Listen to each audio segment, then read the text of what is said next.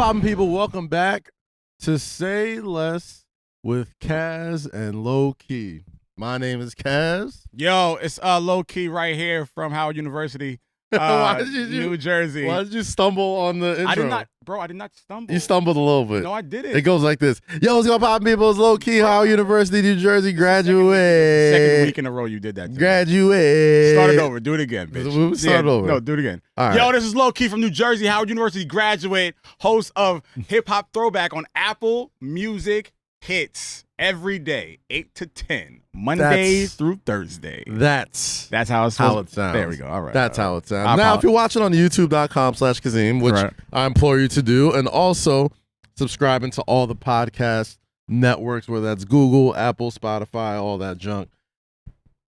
Want to wish everybody listening right now a very happy and lazy Labor Day. You know what I mean? And usually we'll be in the shop and I like these on-spot location shoots that we've done. We've done one in your basement. Obviously, you know, Lions Den. Shout out to you know my man Vic, right? Vic. Yeah. But like when we do it in the crib and we do it in the basement, it was nice and chill. It's a leisure, man. calm, euphoric feeling. Yeah. I like this. You know what it is? Because you know what? Like I'm trying to listen to the audience as much as I can, right? And most people that listen to the podcast either listen to it while they're going to work or they're working out or they're doing something. I want to give them like the ASMR sort of feel. Okay. You know what I mean? Like I want them to feel like you can hear the birds chirping. You can hear the Jewish kids in the background. You can hear kids frolicking over there. You can hear the wildlife. Like if you're stuck, you know what I mean? I know it's a national holiday. You shouldn't be stuck at work. But by the time most people might listen to this on a Tuesday, and this will bring you back. The essential workers are, you know, in there. Shout out to the essential workers. Yeah, shout out to all essential workers. Yeah, but they're probably in their offices or wherever they work from. So we're trying to give y'all a Labor Day laxed, chill vibe right now. And shout out to our guest last week, Ron Funches, the always hilarious Ron Funches. Had a great show last night. Bro, that was fire. on pay-per-view. I guess it was pay-per-view. You know what I mean? Like, amazing guy, amazing comedian. Hope to have him back soon as well. And thanks for rocking out, even though there was no video. But this is even better. I mean, I was in the St. Regis chilling. I was in the St. Regis, loaded up, had some Jameson on the company. Shout out to Apple Music, appreciate you. How was that, bro? I seen, you know, bro, usually that was my first time traveling in this entire year. Yeah. So they sent us down there on the Amtrak, Excella first class. They really broke the bank. No, and I'm not so it's like a funny story. So like I get on the train. Like I usually take the, you know, because I went to Howard, so like I would always go back and forth on the train. So I never did first class because I didn't have it. The like wealth, that. Yeah, the wealth. Yeah. So I get on the train, first class. They have assigned seats, just like first class flight. So the waiter comes up to me. He was like, "Oh, what would you like to drink?" Yeah. I'm like, "No, I'm cool." It's like around 5:30, 6 o'clock. Like it's on the house. Yeah. So bro was like, my man was like, "Sir, it's on us." I'm like, give me two whiskeys. And they had this little like welcoming box that had like salami, almonds, Fiji water, a fucking warm towel, olives. I don't even eat olives. I ate everything in that box. Pause. You know what Well, is it a pause? No, it's not a pause. Fast forward. Anyway, you know what I love, man? Like, I don't care how old or how accomplished I get. Like, anytime I'm unexpectedly on first class, I always act like I have no fucking class, bro. Man, I have no sense. I was trying to like chill. No, I'm cool. No. Like, no. He was like, "Sir, it's on us." No, that's what they do. On the ice, on the rocks. And he like kind of chuckled. Yeah. Because it's kind of like he knew. He was like, you knew it. You knew it. I was like, "Sir, yes, I am. Run that up. Thank you." Listen, ain't nothing wrong with acting brand new on first class, right? Like, so I remember the first time I was on first class, right? I didn't know that they like give you like. So when I was at WWE, flew Delta everywhere, right? Flew Delta everywhere, but usually it's a coach or whatever. Doesn't matter. Just get me back and forth, all that type of shit. Yeah. But after a while, you start to accumulate points and start to accumulate, status, and the first thing you notice when you're like on the road with like all of your coworkers and all your teammates is that like all the OGs got like first class seating. So like they're all kind of looking at you like gold and diamond. And but like it's the look that they give you when you're going on first class. And you're like, Hate to see it. Peasant. You know what I mean? To see it. As you're walking back. But then that first day that you get that first class seat, run it. You know exactly why people look at you. Like you're low class, bro. Like, because you're just like, don't touch me. My God, bro. How dare you? You're looking at me? It's like, don't touch it. Gosh. It's like someone coughing in COVID. Please, it's like, how dare you cough on me? This guy's looking at me. Please. You pull the shade across and shit. Send me a mimosa, please. Bring me some McKellen, please. Gosh. Nah, this is how you know we have never experienced anything good in life. I don't know. Now we are. And now here we are. Absolutely. We're good. We're good now. So there's nothing like shaming people on the way to first class. I love it. I love shading. It's such like, yo, for at least, 3-4 hours of your life? I feel like I'm so much. You can't hang your coat up. It's like, you have to fold your coat and put it up. No, it's like, you gotta pay for your food. Please, hanger. I've had this jacket for 10 years, but act like I just got it right now. Let me tell you. So the first time you fly first class, especially with Delta, shout out Delta. I love flying Delta. Send me more Sky Miles. They take your order before it even takes off. So it's almost like you got like fucking. Yeah, like a first class like restaurant, like a 5-star restaurant. So you sit down and like, sir, what would you be having tonight? Would you have some steak and blah blah blah, or chicken blah blah blah? And like, depending where you are, like if it's a Boeing, like if it's a big. It's Thanksgiving dinner on that bitch. Oh my God, bro! Like you don't. Just bring me the bottle. You don't even want the flight to land at certain points. It's just like, this is actually quite nice. I can stay on the runway and just do this, honestly, and I'll be fine. I'll be totally fine. The only 2 times I've never been mad that our flight was like delayed, whatever. One of them was during first class, and usually, and I'll share these stories. Like when I first started working uninterrupted, I used to go to LA like twice a week, right, back and forth. I remember that. But the way I kind of made that work was I would take an edible each way there. Right? So usually it was listen. Taking eating the edible, I don't. Let me be clear. Be careful. Let me be clear. Okay. I don't advocate for edibles, right? I only advocate for edibles in controlled situations and in places where you know you will be safe, right? Yeah. After my 3rd or 4th trip flying LA and back, 6 hours, bang bang every week, I was like, I gotta do something to get this off the ride, right? So one time I'm flying first class, and I'm flying to LA. I'm like, got the little upgrades. Like, oh, hey, not many people here. We've upgraded you to first class. I'm like, fantastic. Thank you. Took some of these little edible mints, right? The mints. Now, I don't know if you're I'm not. You're not. Yeah. But I'm sure Jake, Eden, absolutely well aware in the edible arrangements. We should call it edible. That's a good name. Is that name taken? Is edible arrangement? Well, I mean, like, no, is it? I don't think so. No, it's not. Anyway, so if we do edibles, right? Anybody who's taken them before, they're very concentrated. So I used to take these mints that would keep me good for like a good 6 hours. It had like a little meter on there. Like that's the beautiful thing about like getting like your shit at like dispensaries. They tell you exactly how blasted you're gonna be, how long it's gonna take. How, you know what I mean? Like you follow the rules. They know the calculations of like how one's gonna hit. Yes, it's like take 2 of these, you're gonna have like a little novice type high. Right. Take 4 of these, it's gonna hit you. It's gonna feel really good. 6 or more, we're not responsible. All right. So I'm on there and on first class. Yeah. So I'm high as a kite. Not even high as a kite. Like you're feeling good. You feel good. Right. Feel good. You're leveled out. You're twisted. And the flight hasn't even taken off yet. They're like, oh, listen, we're, it's taking delayed a little bit. A little bit later, whatever. So I'm sitting there. And then you start to see people pass by you, trying to walk past.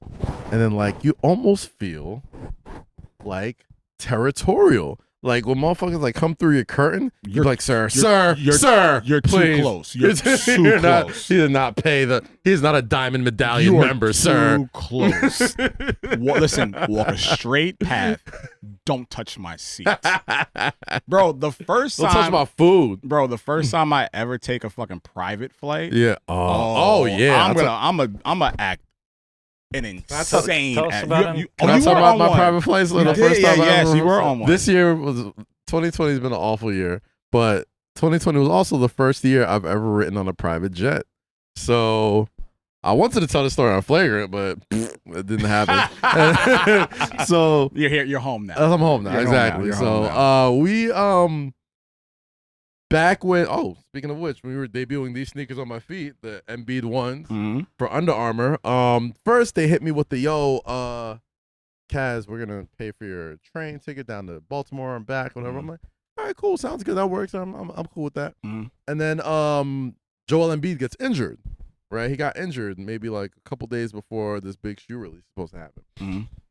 They're like, oh man, so Embiid is doing rehab in New York City, but we still got to do the sneaker release. So we're just gonna come pick you up. I'm thinking, oh, all right, road trip, that'd be dope. Let's do it. Like we'll pack into the vans and trucks, whatever.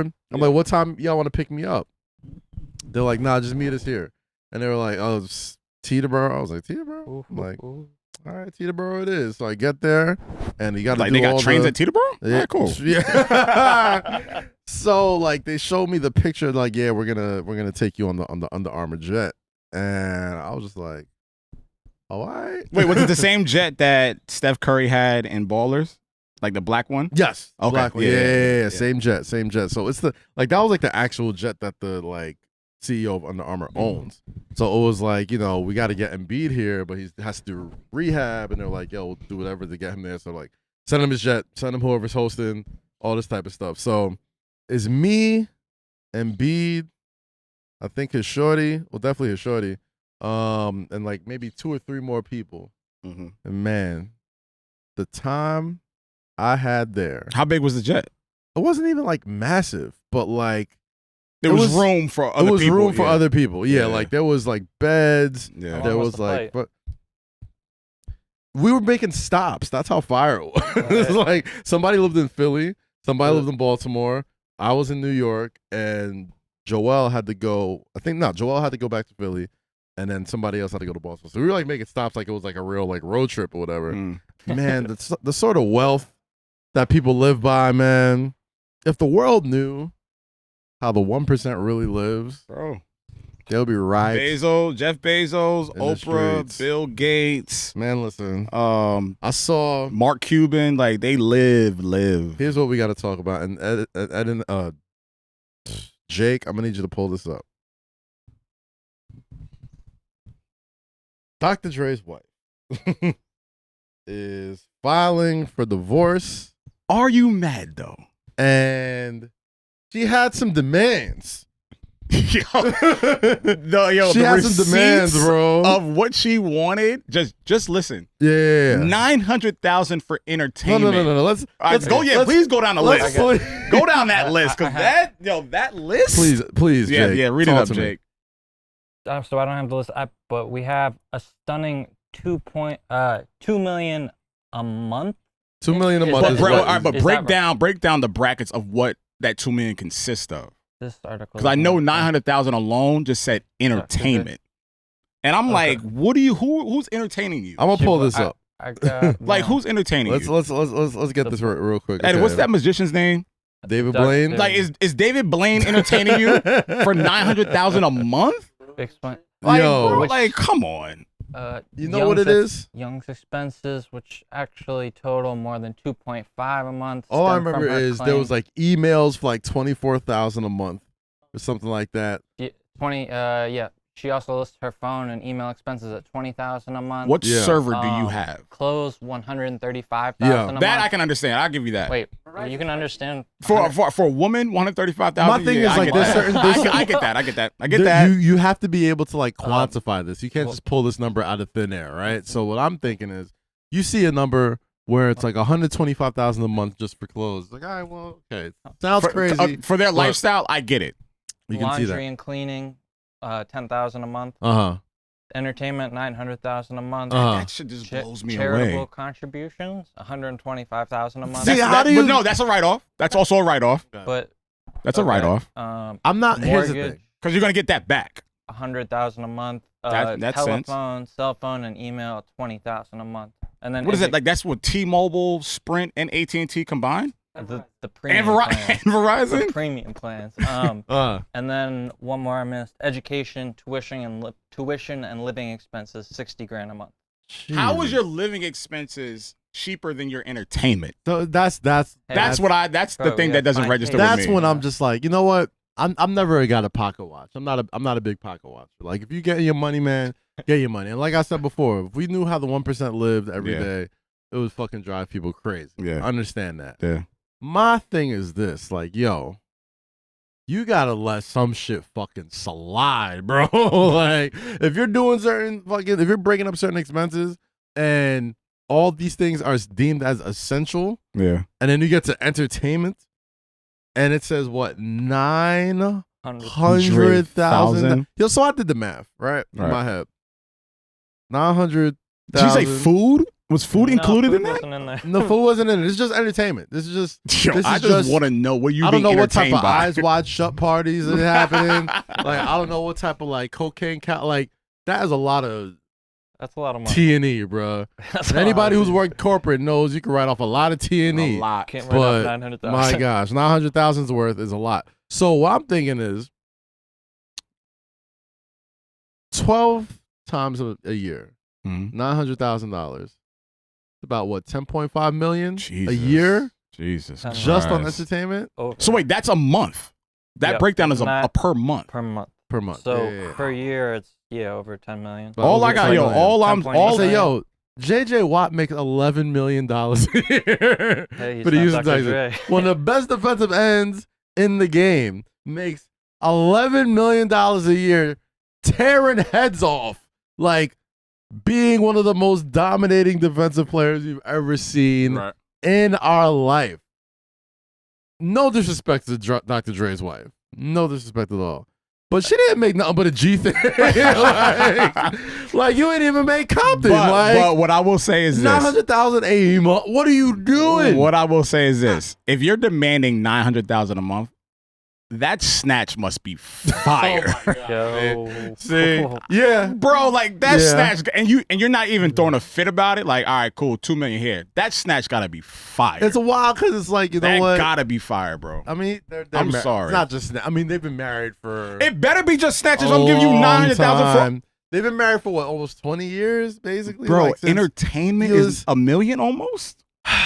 I don't know what they do. Dre's a billionaire, bro. That's what I'm saying. I'm not like you said, I'm not pocket watching. Like, I'm bro, not gonna pocket watch, but like I don't know what these people do. I don't know what they do with their lifetimes. I don't know nothing. But 900,000 a month, and like, there's got to be some sort of receipt somewhere that justifies that number. So it makes me wonder, what the fuck are you doing? Bro, I have a problem giving $9 to Apple Music a month. No, I do. No, I do. Because they come get it every 2 weeks. They don't. And it's like, bro, that $9 goes to a cheesesteak from my deli. Why do you need this every 3 weeks? Why do you need this every 3 weeks, bro? Apple is $1 trillion company. Well, that's why. Why do you need my $3 every 3 weeks, bro? They don't ask for the money. They take that motherfucker. Bro, every random night, I'm like, yo, y'all just took this shit 2 weeks ago. Apple is 1% of the world's total GDP. Really? Yeah, like 1% of the money on Earth is through Apple. Or it's like that. Apple. Yeah. So how much is Amazon? It's got to be closer than that now, right? It's probably close. I don't think they're at a. If Bezos is a billionaire, he's old. He's a 200 billionaire. He's 200 billion, right? Yeah. So if he's this is after the divorce, right? This is after the divorce. If he's worth 200 billion, that company got to be right on par with Apple. He's making like $1 billion a week though. That's insane, bro. And he's made more since the pandemic, right? Yeah. Well, yeah. Like that's all niggas orders off of Amazon Prime and shit. Yeah. I have a question. What's up?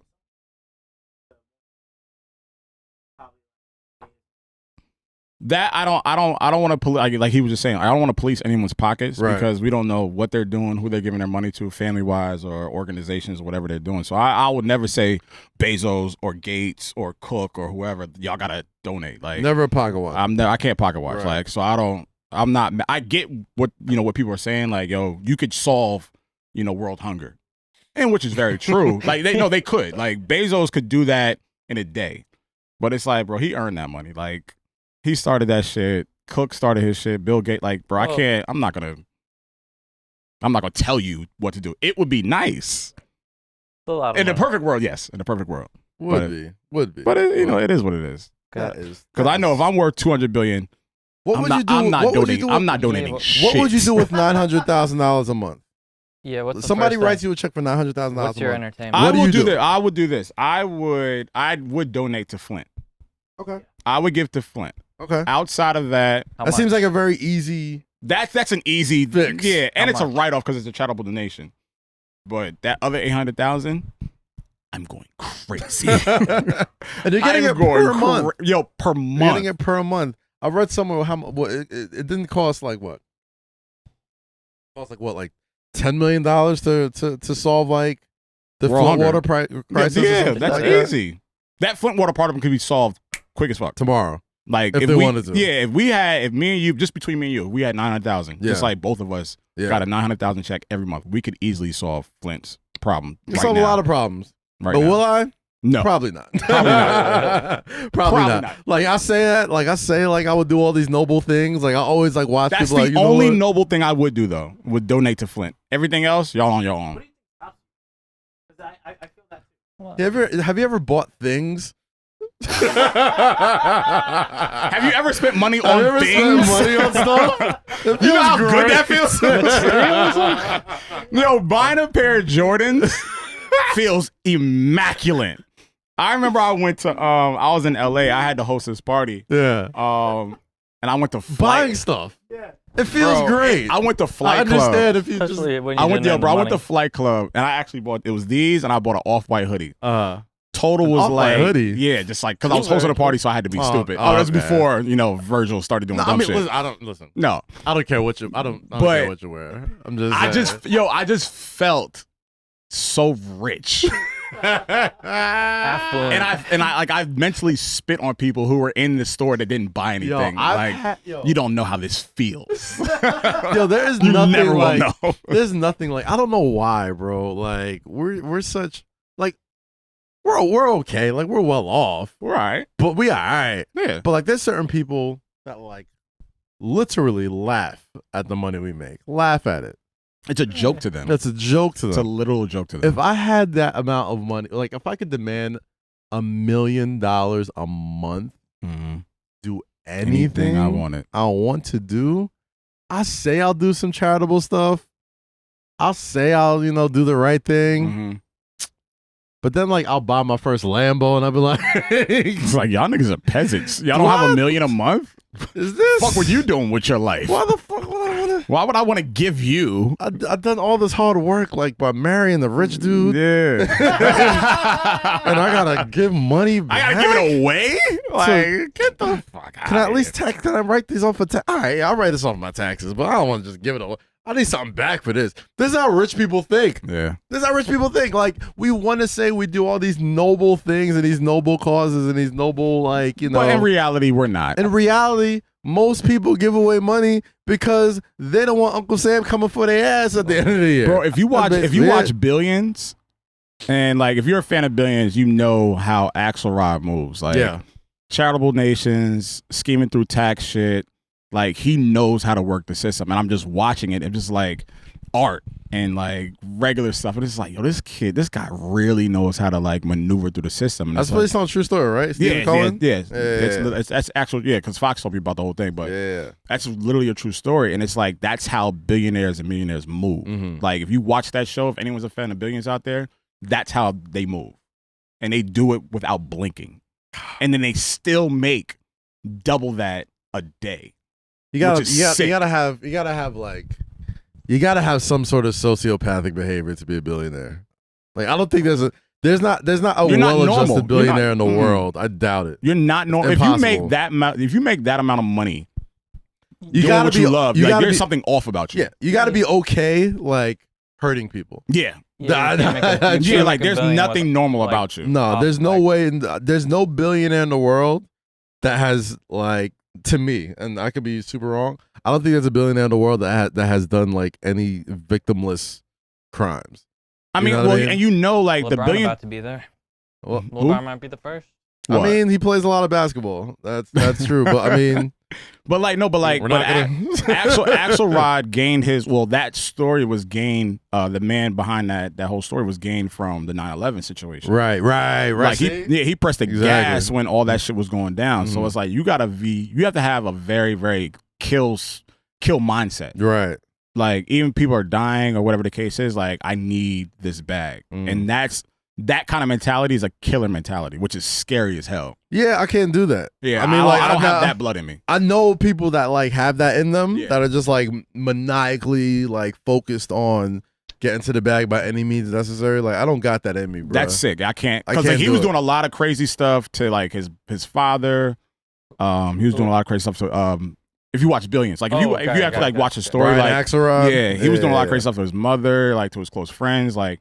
At any means, he has to stay above the black line, and that's like he said, like a diabolical mindset. Oh wow, we got overtime. Oh shit. Yeah. What? Bucks, Heat in the Bucks. Bucks are up by 2. Yes, about 2. 43 seconds. Giannis not playing. Chris Middleton going nuts. Anyway, we'll keep it talking. My fault, guys. No, that's good. That's good. But yeah. So if you ever obtain $900 a month, we don't blame you for buying things. Because me and Kaz would do the same thing. So please don't feel bad. I'll do way worse. I'll do way worse. And we have never touched that money. Hopefully we will see that kind of money as we grow older. But I understand. I get it. I get it. It's one of those situations where you're like, yo, you know what? I get it. Fuck world hunger. I'm running this check up. Totally. Worst splurge I've ever had. Splurge. My That's gosh. Worst splurge. I want to say... One item. That's a good question. Oh, gosh, talked about a couple weeks ago. Nike factory store. Oh yeah. First time, Nike company store. First time I went over there, I took literally, the whole check I got that week. Like I've never blown an entire check on just like shit, like on non-essential. You know what I mean? Like I usually take like you didn't need. Bills, rent, something. It was the first time I ever took one check and just said, "Here, right tonight." Signed it right like over. straight flick your hand off. I will say this: I was when I was touring, like this is like maybe 3 years ago. Yeah, we ran to Anthony one night.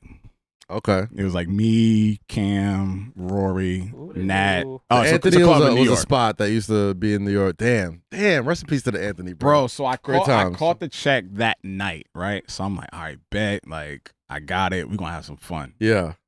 So, I go to the waitress. I'm like, yo, I want a bottle of Ace for like this table. So like, here's the card. Bottles of Ace? Because I was being reckless that night. I was being so reckless. Yo, you're such a cliche sometimes, bro. Such a cliche. So I'm like at least 1,500. At least.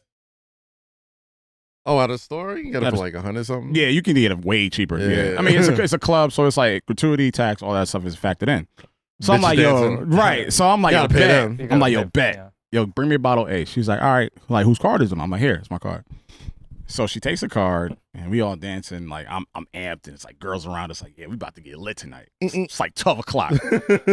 So I noticed the girl that took my card comes back. No bottles, bro. She comes back, but I really, really appreciate her for not making it hot. She gave you the bro. She gives me the card. She's like, I'm like, what? She's like, she brings me. She's like, come here. She's like, what's up? It didn't go through. Oh man. I'm like, yo, I have it. And I showed her my phone. I'm like, this is what I have. She's like, all right, I'm gonna go back and try it again. Still turning up. Yo, we're about to get lit. We on tonight. Comes back a second time. It didn't work. Bro, I had to go outside to talk to TD Bank for 30 minutes. Man. They were like, 1,500? What are you doing? Yeah. I'm like, I'm at the club. Like, that's me. Like, that's my charge. Uh-huh. So I give it to her for a third time. She's like, listen, I'm not going to make it hot, but don't give me your card again. So then I was like, all right, let's try Douce. Douce was like $350. The bottle comes out. She says, live within your means. Right. Bro, I've never been humbled so fast in my life. Oh my God. Ooh. She was like, Yo. and she was like cool and cute about it. She was like, live within your means. Yeah, listen, I'm like, I heard wish you, more Ma. bottle girls were that honest. Heard you, Ma. Because they would. She probably. Did you know her or was she? I didn't know her because I think I was with Crystal. Okay. So Crystal knew her. Okay. So she saw I was with Crystal. So she was Crystal, like, all right. Aaron. Yeah. So she was like, I'm not gonna like if he's with her, I'm not gonna You like good. Yeah, he's good. But she pulled me to the side. She was like, You're doing the most right now. She was like, okay, yeah. She's like, so the Duce came. She was like, yeah, it went through. But she was like, bro, Yo, can I tell you something? don't do that. Can I tell you something? I'm 33 years old. I've never, ever in my life paid for full bottle service. Never. Like not even just one? Never once. Never once. I've done that on the road. I've never done it. In the city, like that was kind of like maybe like my first or second time doing that. But on the road, like Well, anywhere I would do that. that's not New York is different. yeah. But like in New York, no, I haven't. If you go, like, if we're on tour and like you go to fucking North Carolina, yeah, or Houston or some Texas shit. or some shit, 'Cause like- usually some people were doing it for us. yeah, that's right. But bottles, you know, what I mean, much cheaper. New York, it's a lifestyle. Like Mhm. people pay their rents being bottle girls and shit like that. So markups, raising prices, all that shit, Yeah. that is absolutely necessary. But Yeah, never Fucking- after that, never again. I wouldn't know. Never again. That is like one of my top 3 biggest fears in life, bro. Like I would like having somebody come back to you with your card. Like You don't know that embarrassment. I've seen it when you send a girl with your card and don't see no because sparklers they always coming back. give you. Here's the thing. So like I've been there. Right. I've seen it happen. And bottle girls are some of the most kindest, Yes. most fun to be Gracious, around like, people yeah. because that's part of their job. And most of the time, it's a little bit of part of their personality because they that's what they need to do. You're always good looking. So you're always in a great mood Yeah. when you hand that bottle girl Your card. your card, right? Right. There is nothing way more deflating and scary than seeing that same girl come back with a different look on her face. Bro, not once, with a but twice. Not once. Not like, oh, it's a fraud charge. She was like, my nigga, you don't have this this. is not working. Like, I can bring you a drink, Yeah. but $1,500 is obviously not on your card right now. Oh my god, that was horrible. And that's just a bottle too. Like That's you gotta ju- get the the gratuity tip, is like gratuity, another what, all $200-300 that if shit. that. I've never at done it. least. I've never done it. I'll never do it again. I've happily been on other people's tables. oh yeah, I I've do. happily That's, had yo, the bro, bottle that's how we pass got to our me. notoriety in the city. Listen. Running up other people's tabs. What? Hell yeah. Listen, bro. That was fun. Motherfuckers try to shame me for that shit. My nigga, listen. It is 2020. I ain't got it, bro. Bro, I ain't don't got have it. Like, why would you? My thing is, bottle service in itself. I mean, no shots to the bottle girls. Like, making money, Right. like living, Right. all that type of stuff. Why in the fucking world would you pay something that's a 300% markup that you're gonna a 500% markup At least. that you're gonna enjoy for an hour max? And not even, And you probably regret. take 2 sips. Mm-hmm. You'll probably Yeah, take 2 sips of that. and just But it- invite mad people. right, to- just you're like, yeah, yo, but- we got a bottle. I just But wanted what- I just wanted that feeling. Yeah, That feeling is kind of different, and I was just kind of like in my moment, yeah. and I wasn't really thinking. I was just like, nah, we getting it tonight. And it I've sure as gotten- hell got me. I've gotten the bottles for the love. I've gotten the same experience. Yeah. And you know, like that's the thing. Like, you know, the bottle girls that always take care of you. Right. As long as you hit them off, tip Yo, them, give them like whatever, $30, $40, $50 out here. Yeah. Give They'll 'em do a little, that. little extra that they'll come through and take care of you. But you know, I definitely thought I was Jeff Bezos that night. I definitely thought I was. we are not. We are not. And I never Jeff will Bezos. be. Oh Or my you will God. never know that I am. Ah, We got- man. That was Got good. the That was a good Bucks night. Up 1 with 2 seconds left. Bucks up 1 Bucks with up 2 seconds 1. left. Overtime, yeah. Oh, my gosh. oh. They were Hold up by on. 4. They're making free throws. Chris Are they at Middleton- the free throw line? Yeah, they're at the free throw line. They were up by 4, and Tyler Hero hit a 3. Second one on the last. No 30 shit. 30 Damn, seconds. I'm not gonna lie, Yeah. I'd be a little bit upset if they don't close this out. The Heat? Yeah. Yeah, what would be crazy is that they would lose all the games with Giannis, and then That like he leaves, and then they win a game. would So be is he out for the series or he was just He's out for the game? They don't know about the series. It might be the How series. severe was his injury? Oh, I think Look they pretty won. good. Bucks won. Bucks won? Oh. 115. all right. I mean, 118, 115. Goddamn. And I had so much Giannis slander lined up. Yeah, for we was in a group, You can text still- I earlier. mean, I was literally just it's- like, yo, we gotta wait. We can't do the episode yet because if these motherfuckers get swept, we're gonna have to have a lot to talk about. Slander And is only if it's like misplaced. yeah, I mean, it wouldn't have been fun with him like hurt. Wouldn't have been fun Yeah, with him. because that's like it's like a cheap shot. yeah, You can't it's really like, yeah, you that's know. not fair for him. But ain't nothing more severe and sad. Does Giannis re-sign with Milwaukee? Because Nah. he's got like the 1 year I said for a option. minute that If he's they out. lose or win, or did they lose? I think next year he's a unrestricted free. This year he's a restricted free agent. So This he can, year's a restricted free well, agent. like so he can re-sign with Milwaukee for the max, which is like 250 or whatever. Or I thought it was next year. no, he can re-sign this year before the season. It's like the AD situation where he could re-sign with And AD still hasn't signed yet. No, but I mean it was like the year before where the Pelicans, like he could have re-signed with the Pelicans for the max. Right. Yeah. And then like he didn't re-sign, so they traded him Right, to right, the right. Lakers. So if Giannis doesn't re-sign before the season, then he would be an unrestricted free agent the following year. Okay.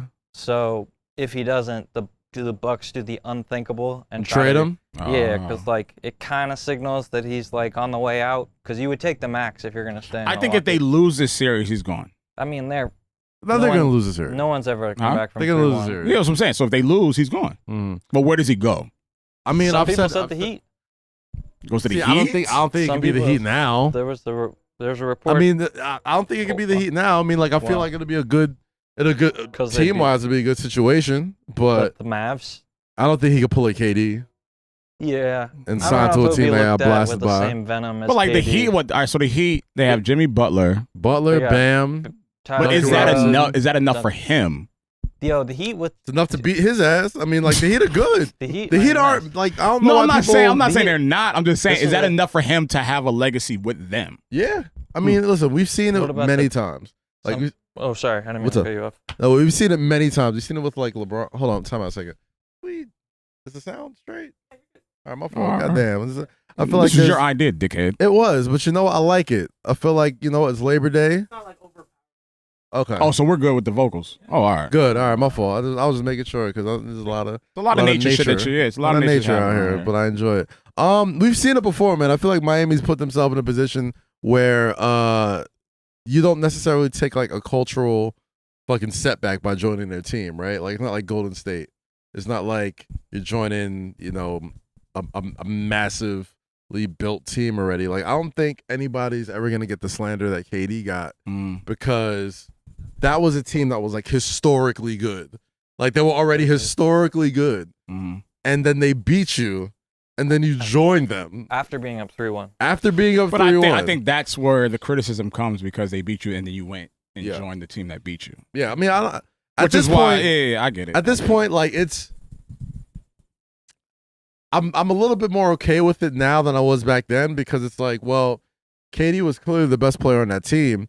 Doesn't mean it wasn't still a weak move, but like to say that like he needed them to win a chip, like I don't think that's true.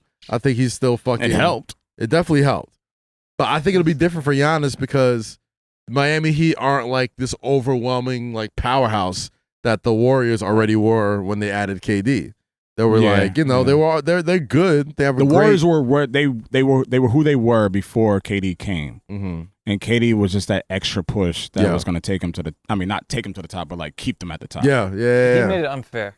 He made it No, unfair. extremely unfair. Yeah, Yeah, extremely It was unfair. like Yeah, it was yeah. like it was like giving like a machine gun to like Thanos. Yeah, right. It's like, bro, you already You have already enough. have Like you have everything. 5 rings, and now you're just being like you just- already have everything, bro. Yeah. Like you don't need the most greatest offensive scorer like to ever live on the team. You know what I mean? So yeah. it is what it is, man. So I mean, Bucks still down 3-1. 3-1. Giannis, we don't know what the extent of his ankle injury is. Yeah, he was re-injured. questionable before this game, He was questionable. and he still gutted it out. But I think he rolled it again. in the second quarter, in yeah. the Do you second think quarter. Giannis has the 3-1 Infinity Stone that LeBron had with the Cavs? Listen, here's Is that the possible? thing. Here's the thing that I've been thinking about this whole time, right? Like, Because not to say that the Heat are what the Warriors were, but that you have to have a different kind of mentality Right. to come back Right. or 4 games or 3 games straight. You got to take it one at a time, right? Now to. the next game is like the most important game. You treat it like a game 7. Yeah. Like, Now the pressure's on the Heat to like close them out. Like if they don't finish it, and you're giving Giannis more time to recover and are the Bucks like the Bucks have won their only game without Giannis though? Like are they maybe they're 5-5 without him this whole season. Oh, the whole season? Yeah, they were 5-5 without him. So like nobody's like the Bucks aren't just Giannis. Like they people try to give this whole. I think that's why like a lot of their MVP voting went towards Giannis because they're like, oh, he doesn't have another All NBA guy. Like, yeah, well, okay, like LeBron has AD, right? I can understand if that's your MVP, you know what I mean, thoughts because the second best player on the Bucks is nowhere near Anthony Davis. But at the same time, if you have AD, I mean, if you look at the Bucks roster, they're second to like 10th guy. But Dante definitely better than Lakers. Definitely better than Lakers. Hey E, how you doing? How you doing, E? My neighbor's on here. Chilling. We figured we record outside today for Labor Day, so thank you. What were you saying? So if you look down that Bucks roster, you got Middleton, All-Star, Brook Lopez, former All-Star, very proven dude, Wesley Matthews when healthy, and you know he not necessarily has been recently, but he's not terrible. Dante DiVincenzo, he can D up. Is all right. You know what I mean? Like there's. What are you looking for? The Bucks aren't scrubs. I'm not saying like their team is loaded. Tap.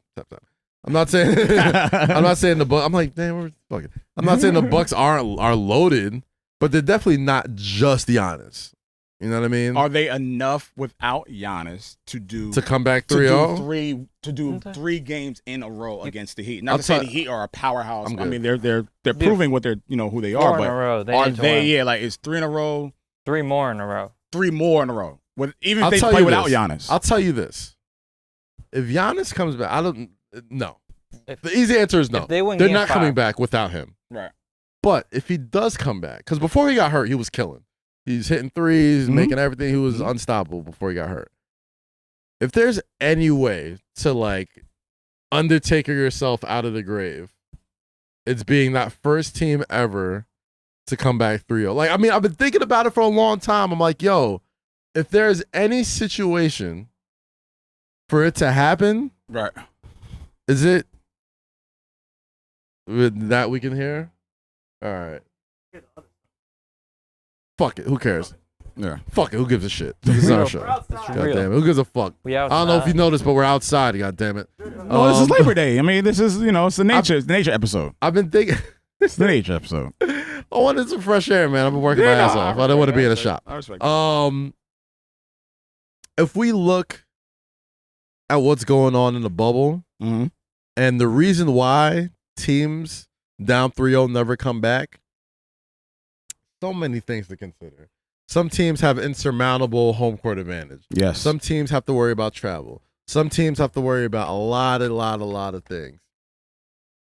If there's any situation where a team could come back 3-0 for the first time ever,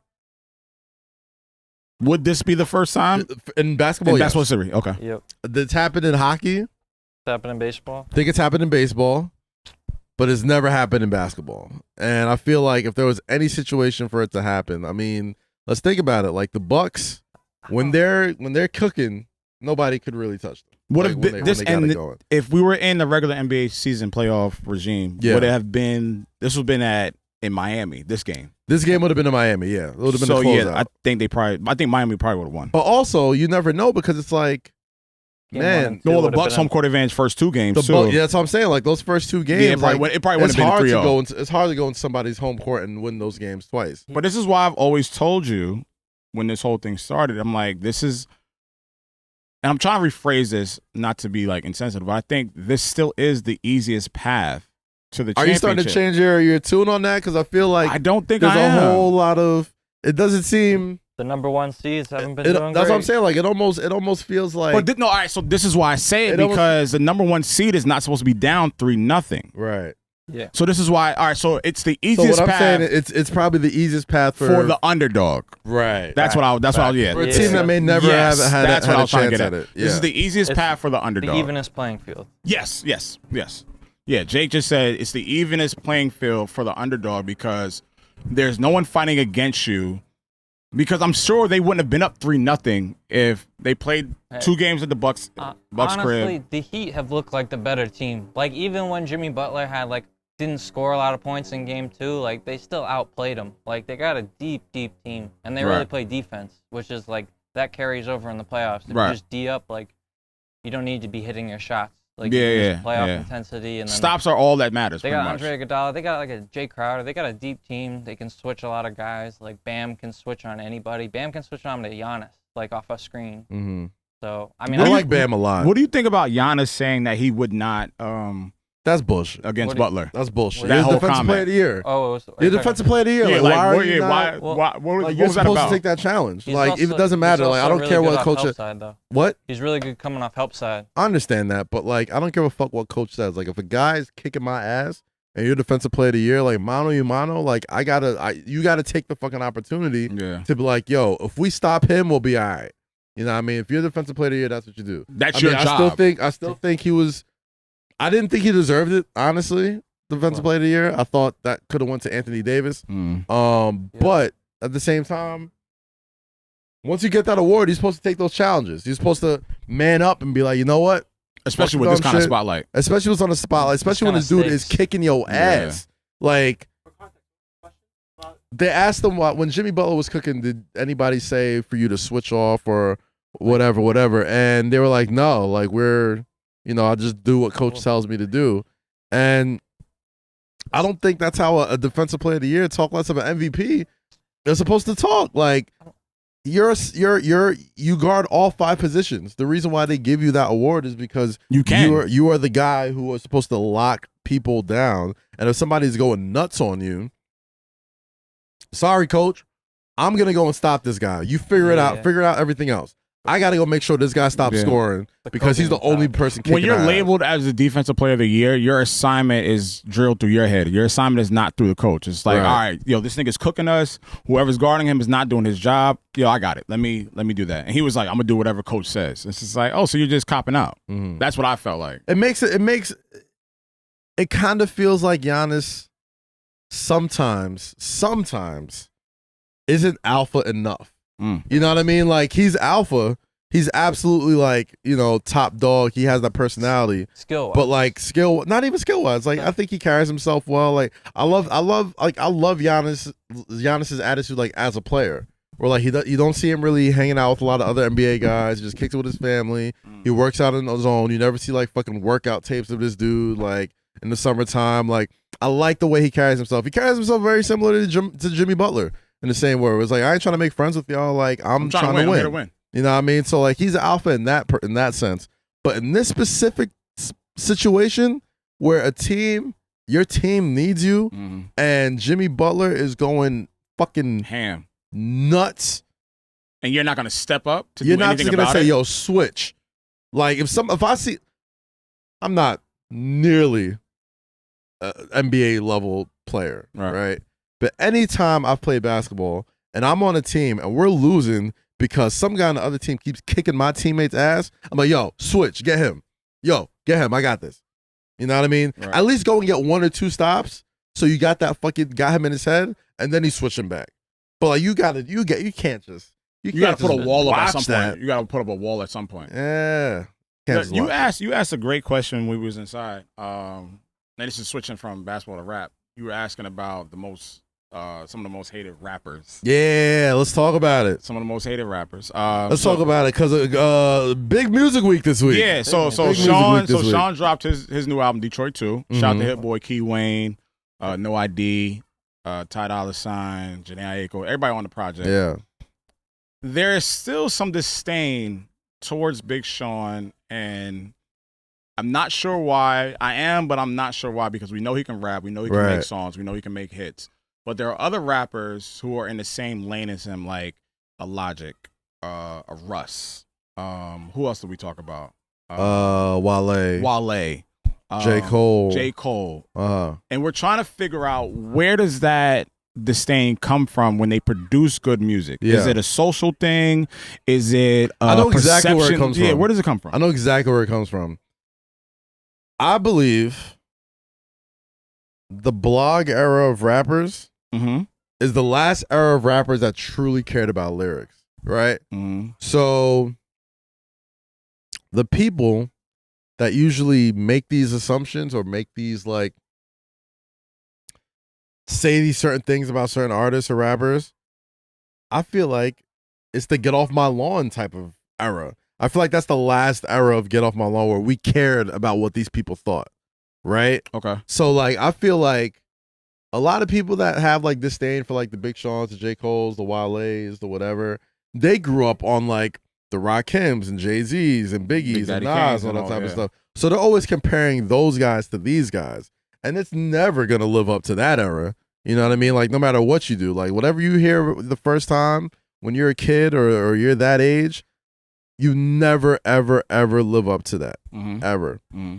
My thing is, the era that came right after them, they didn't give a fuck about that. They didn't give a fuck about that acceptance. They didn't give a fuck about being lyrical. Right. They didn't give a fuck about mic ratings or reviews or any of that type of shit. Like, they just did not give two shits. And you're speaking on the fans' perspective. I'm speaking on all perspectives. Like, fan and artist. A fan and artist. Okay. Yeah, like, I feel like, you know, those artists at one point made it known that they cared about being the best. You know what I'm saying? Like, when's the last time you heard, like, a rapper of this era talking about, like, I'm the best lyrically? Kendrick. Right. But he's from the blog era. He's from that last era. But I'm talking about, like, this. Got you. Like, this generation. NLE Chopper. Yeah. NBA Youngboy. But you know, I think Baby. You know where I think that comes from? I think that comes from one of the leaders of the pack, which is Drake. And Drake has never really harbored on the 5 mic, the greatest of all time, I think he cared about it at one point. I think he cared about the greatest of all time staple. Yeah. I think a lot of artists nowadays have removed the 5 mic aspect, that they need that, because when we were coming up, 5 mics that was the holy grail. That was the holy grail. Like, yo, because before, I mean, you gotta remember, like, artists everywhere weren't, like, selling like that. So a lot of the accolades came from either touring, making a lot of money, or getting great reviews and getting that 5 mics in the Source magazine. Right. And I feel like that era of rapper was like the last, that had to be the last class of people that truly gave a fuck about reviews, that truly gave a fuck about album reviews, that truly gave a fuck about, like, you know, what this writer said about my song, or what this, you know what I mean, rapper said about me, or diss me, or whatever. I think nowadays the accolades to these guys are, like, perfect example. Drake just did a post where he had 1 billion streams on In My Feelings. Eat spaghetti out the plate. I think that is their... That's their 5 mics. That's their bragging point. That's their flag of, like, I'm solidified, I'm here because the world is now... Our world back when we were coming up. This is our metric now. That's their metric. Yeah. Our world when we were coming up, like, bro, if you got 4.5 to 5, you were the guy. You're the guy. I need everything you put out. I need to hear. Right. Now you're eating spaghetti off of 1 billion. You know, Spotify sends you $1 billion or 1 billion stream. That was. That's their thing. That's their thing now. Listen, I yearn to be able to flex that hard. And it's a flex, but like you said, their translation of success is now measured on streams. And it's not, I'm not mad at it. I get it. But my metric on success was if the Source gave you a 5 mic, if you got this award, and if you got this, or if a certain person said, yo, this is the album. Right. Now niggas, like, are just going by numbers. And yes, you know, women lie, men lie, numbers don't. Nah, numbers lie too. But now, and I was getting to that. I was getting to that. Numbers are being fixated. Numbers are being, like, the bundles and all this other stuff. Numbers are being manufactured. Numbers so it's like are big liars. So you're now, a liar. You lie. So I pose this to you, and I pose this to all the people out there, and y'all can respond on, you know, the YouTube and the Twitter. What do we measure as our metric for success for the guys that we revel and fuck with? A Cole, a Wale, a Drake, a Big Sean. Like, how do we say, what's that metric of, like, this is like, oh yeah, you that nigga? Yeah. How do we measure that now? I think it's peer metrics now. I think now we're at a point where, you know, the only way we know universally that an album is like completely fucked with is if like you see the people co-signing it that means something, like the culture, the cultural gatekeepers. Yeah. You know what I mean? Like I remember, Fader reviews used to be it. You know what I mean? Like shortly after like, Source Magazine ran its course as far as like the 5 mic ratings, really held weight. Something. Yeah. It was like the Pitchfork ratings, like the Metacritic ratings, like Fader. Double XL cover. Did that mean anything? Those meant like a lot. The freshman cover would mean something. Those meant a lot. But it wasn't necessarily like, your album was dope. It was just like, oh, you made it. This is the next guy. This is your checkpoint in your career. I'm a double XL freshman cover artist, right? But now, and as it relates to Big Sean and his new album, which I really, really love, we're at a point that they're the OGs now, right? In regards to like Sean and Wale and Cole. Like now they're kind of like the OGs, and it's kind of refreshing to like see these artists that we all kind of grew up with. And not only just us as fans, just like the internet itself, like the way music is quantified, like the way music kind of grew up after, the ratings era, as far as like, that's such a weird class, because it's like, okay, like this was the time where we were being introduced selling that to many streaming. Artists. We were being introduced. We were being introduced to streaming. The internet fucking the game up and almost like destroying the music industry until they all kind of figured it out and like, realized how to use these type of things. Right. And, getting to a point where you still got to be able to like create bodies of work that people give a fuck about. Right. Not just like a couple, you got a couple records that are here, you got a couple records that are dope, but like, there's always that added pressure for like that class of artists to like not put out some bullshit. Like, cause nobody like, here's the thing. You can hear bullshit lyrics from any artist and you won't care. But if like J. Cole will say something like, I swear I'm the shit, but you can't out fart me. Everybody makes fun of him for it because he's held himself to such a higher standard. Like his standard is different. Right. Like certain artists that we came up with, whether we see them grow up or we grew up with them, or like, we watch them and interview them and do all these things, they live up to a different standard because that was a time where that sort of stuff mattered. Right. And to them, that's what got them there. That's what got them to their place of I think what's going on, and those are valid points, but I think what's going on is it's the consumption of how it's consumed.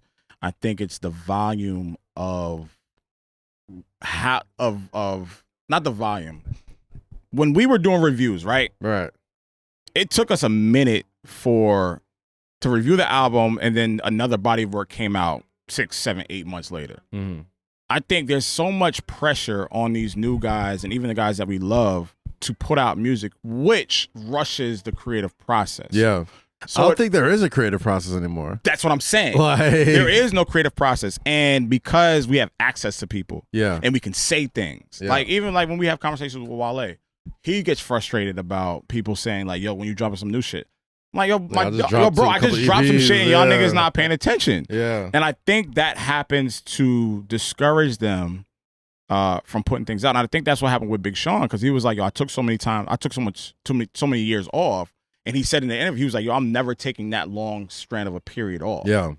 And it's like, I think he understood like, yeah, I can't give them that much of a break, because then we start having these conversations like, yo, Big Sean fell off, or he don't got it. And he was just like, yeah, that's not, bro, I still have it. Mm-hmm. Clearly, which we're listening to Detroit too, if anyone's listened to it, this nigga can still go. Yeah, yeah. And I think there's so much pressure, and it's unfair. I think there's so much pressure on these artists nowadays, from a Wale to a Sean to a Cole to even Drake. I think there's too much pressure on them to produce quality content. And it's like, they're still like us. They have to go through life. Mm-hmm. Like, the shit that Big Sean was saying, you can't rush that. Mm-hmm. The shit that Cole was going through, you can't rush that. The shit that Wale was going through, you can't rush that type of shit. Lord knows what the fuck Drake going through. Right. And you can't rush that kind of shit. And I think that's unfair to put that label like, yo, you got it. I need something in 2 weeks. I mean, man, that's the wild shit about it. And Big Sean talked a lot about it on the album where it's like, man, he was going through a lot mentally. Yeah. That's a lot to take, man. Like, Sean is probably as successful as any rapper of our generation. Like, he's up there with the Drakes. He's up there with considered who he had actually been linked with. Yeah, like, I mean, Kanye West, like, Jay-Z, 2 Chainz, Ross, like, he came in who that he's rapped alongside with. Came in that whole era, man. Yeah. And it's like, when somebody that successful that has that many, like, check marks off their boxes as far as, like, how many things they've accomplished and still feel like they haven't done anything. You know what I mean? Like, it's a fucked up place to kind of look at the way we measure accomplishments, man. Like, which is why Logic probably retired too. Probably why he retired. Like, yeah, not many like, artists can sell out Madison Square Garden solo wise, and he's sold out so many arenas. And I do feel bad about him being bullied to retire. Yeah. And it's just like, bro, like, I'm not the biggest Logic fan, and I'm not gonna. I like Logic's music. I'm not gonna sit here and be like, yo, this nigga. But I get it. I understand the influence. I see his, his numbers. I'm like, cool, like that. He has an audience. But it's like social media and online is a very, very crude and rude place to push somebody. And I hate the fact that that's what we gravitate to for. That gets all the attention. Yeah, negativity gets all the attention, man. Like, man. I'm at the point. I hate that. I've been at the point for a long time where I'm like, yo, man, if it's negative, I don't want to be around it. Right. Like, I don't need to. Like, I know it spreads faster. I know we are scientifically, like, biologically predisposed to fucking, being more. You can get a million fucking compliments. One person that says, one negative comment. You know what I mean? Like, will fuck you up. I hate that. We're just genetically predisposed to that type of shit, man. And it's like, it's like negativity breeds more validity than positivity. Yeah. And that's I just never, I can't really grasp that concept, that the fact that we gravitate towards a negative perception of, or a negative opinion about ourselves, as opposed to someone saying like, yo, I like your radio show, or like, yo, Kaz, I love your podcast. We'll gravitate to someone saying like, yo, your mic work sucks.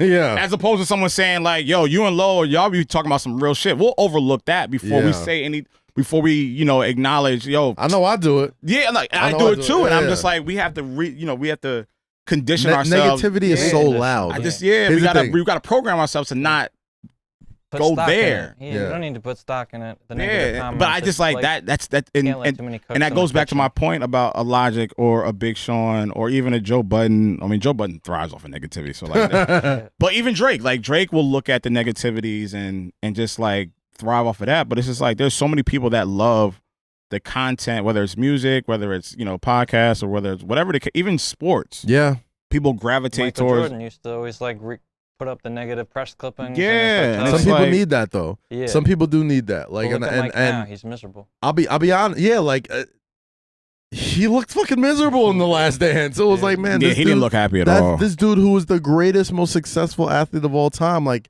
he just looked so maniacally driven to like prove people wrong. Yeah, like, are you really happy at the end of that? That's what I always tell people, man. Like, you got to love people out loud. You got to be positive out loud. Positivity is a whisper, but negativity is a fucking roar. It's like a bullhorn. It's a bullhorn. Yeah. It is like a fucking like you can't fucking ignore it.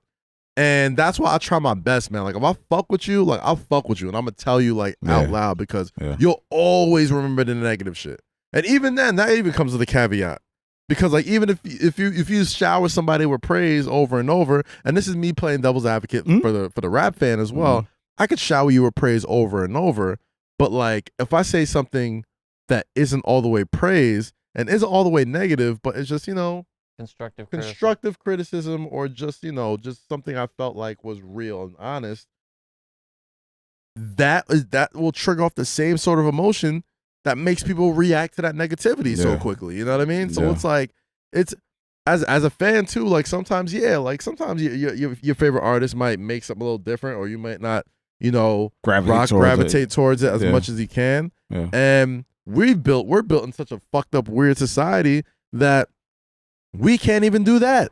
Like, we can't even just be like, hey man, like I liked your last album better, or I I wouldn't have went with that, but I still fuck with you, but And that's a funny part. Like, we talked about this story, I think, like 2 or 3 weeks ago. Like when I had tweeted about Ross's Rich Forever tape, right? I was like, yo, this shit should have been an album, right? And he took it negatively. I'm like, no, my nigga, like this is how good this is. I'm not saying that like, yo, what you put out was whack. I'm like, bro, like Rich Forever should have been an album. So I'm looking at like when he DM'd me that shit, I'm like, why would you take that as like me? In his mind, you know what? In his mind, he's probably working so hard on his album. Yeah. Like he probably took it as like, oh, so what you saying? You saying God Forgives I Don't is whack? Like, no, what I'm saying is that this body of work you put out should have been open to more ears and eyes. Yeah, that's what I'm saying. Yeah, now I'm not negating anything else you have done, and what you have done before was not exceptional. But I'm saying this work should have been put on that pedestal and platform like your other pieces of work. You know what's gonna happen though, right? What? Clairvoyant Kaz, tune in right here. It's about to happen again. In a couple months, Rich Forever available on all digital streaming platforms. And you should thank me. Guarantee And you should thank me. And you know what? It's gonna do numbers because I feel like they know how great that work was. People, I think people even like still kind of sleep on like when people talk about like Ross classics. Yeah. That's right behind Teflon Don to me. And I'm not even gonna Teflon Don, God Forgives Teflon Don, Rich Forever, God Forgives I Don't. What came after part? Deep in the Rap. Yes. Those are 4. You can fight me in the comments. 4 classics for Ross. 4. To me, Ross has 4 classic projects. I won't give God Forgives I Don't classic. I'll give it that. I'll give it a great body of work. I'll give it that.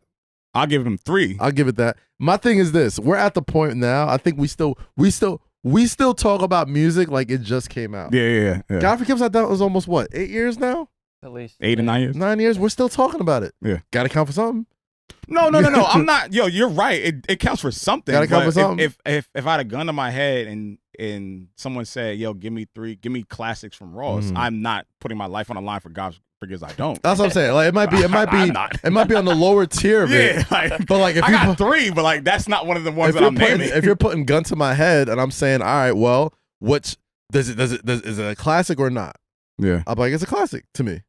Yeah, I'm like, it's a classic to me, man. Like Ross, that era where Ross was the undisputed hottest dude in rap, probably one of the highest high points in rap history. And I don't think Ross gets enough just due. And like, he acknowledges that in Ross. his rap. So he always says that. He's like, yo, niggas don't put me in their top 5. And he always subtly says it. Yeah. He doesn't make it very known, but like if you listen to Ross, like, you know how we listen to Ross? Yeah. He'll sprinkle that shit throughout just random songs. And I'm like, oh, this nigga does feel a way about not being acknowledged as a top 5 rapper. Is he a top 5 rapper? You know why people don't do it to him? Why? I think people have this weird thing with Ross and Biggie for some reason. Okay. I think rap fans have this weird thing with Rick Ross and Biggie Smalls, where it's like, if you give Ross the plateau or the sort of like position that he deserves, in a way, you're kind of giving him more than what Biggie got. And so Biggie has 2 albums. He died young. Biggie didn't get the chance to make whack music. That's true. He died before he could make anything whack. Right. Very true. Ross has put out so much music, he was bound to make some whack shit eventually. But his good is to me, just as good as anybody who's ever put out rap. Which is includes why I said the legends. 2 Chainz beat him in that versus battle because there was too much to choose from. Right? And there was a lot of not great work that he has. 2 Chainz has phenomenal work. But 2 Chainz volume of music is not up there with Ross. So Ross has a couple, about maybe 2 whack albums. Which ones are those? The shit that was a Hood Billionaire. Hood Billionaire, yeah, was trash. And then don't say trash. You're gonna hop in your DMs. Not up to par. It wasn't. I didn't like. Okay, I'll do that. I didn't like it. I don't like Hood Billionaire. Hood Billionaire, I didn't like. And then the other project, what? And God Forgive, I really do not. How do you not like God Forgive? I don't know. There's something about that album that I just don't. I can't. Do I got to talk over records so it doesn't pick up? No, that in. I won't play it. All right, so I'll just look through. I just don't like. Come on, son. I just don't like. Three Kings, Dr. Dre, Jay-Z. Okay, one. Maybach Music 4, Neo, 16, like Andre 3000.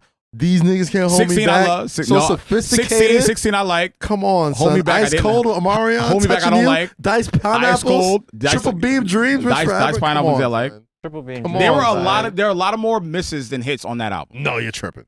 There's like 2 misses on this whole album. On my mother. There's 2 misses on this whole album. There's a lot more misses than hits on God Forgives album. All right, so I've been studying a lot because of my project, so I know we have 5 seconds. What project you talking about? Use. What project you talking about? We'll be able to talk about that soon. We have 5 seconds of fair use on music, okay? So let me see. I'm only pushing you because you made me talk about the Drake story. All right, Amsterdam. Yeah, you don't fuck with that record? That's all right. Come on, son. Wait.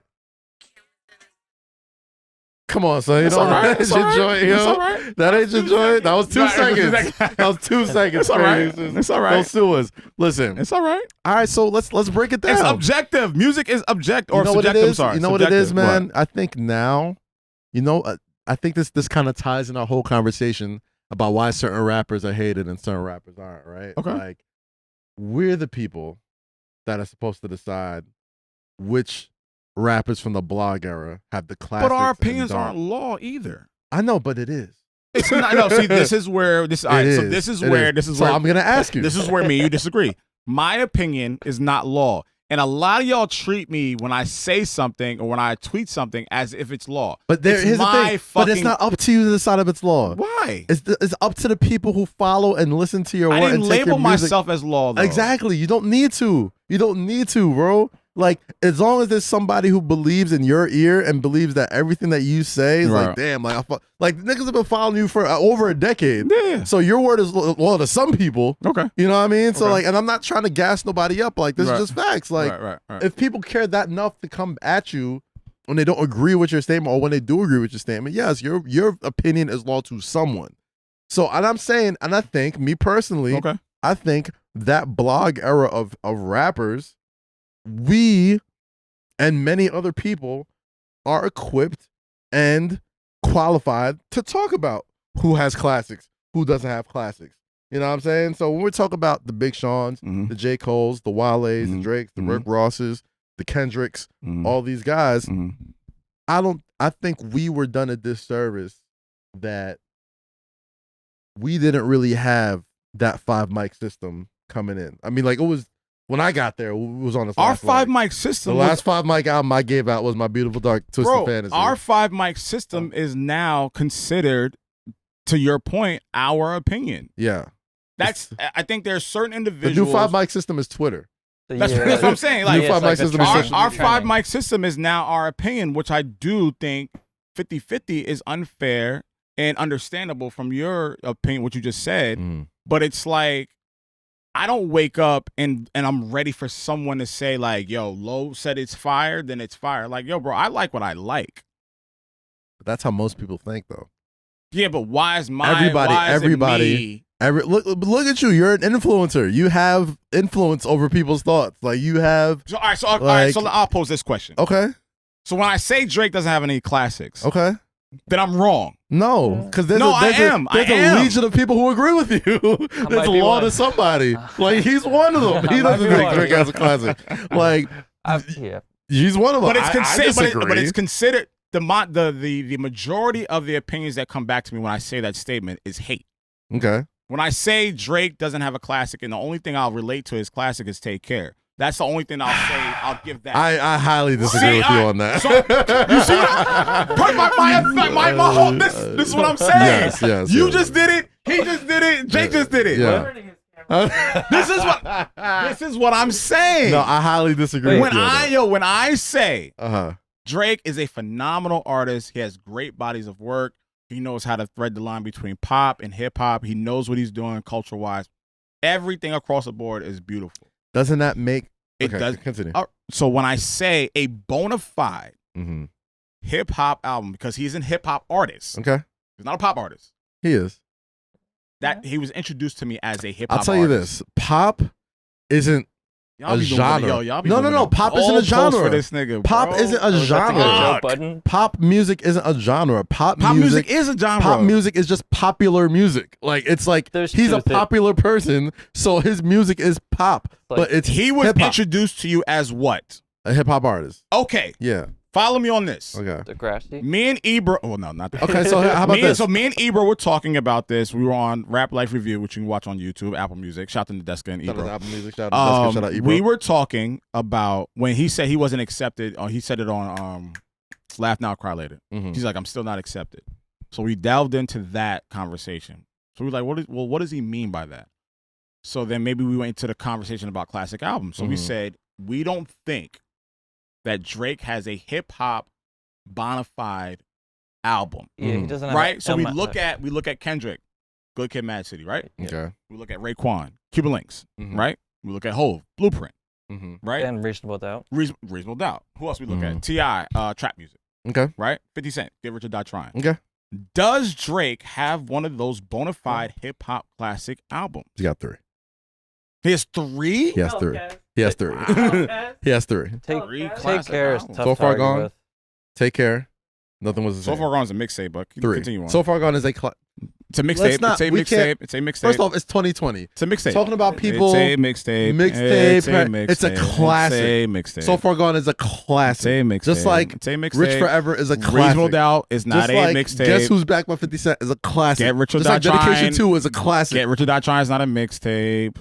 Dark Sky Paradise is not a mixtape. Trap Music is not a mixtape. The Recession, not a mixtape. Okay, so now we're at the Motivation 101, not a mixtape. Okay. Usher's Confessions, not a mixtape. These are old, antiquated ways of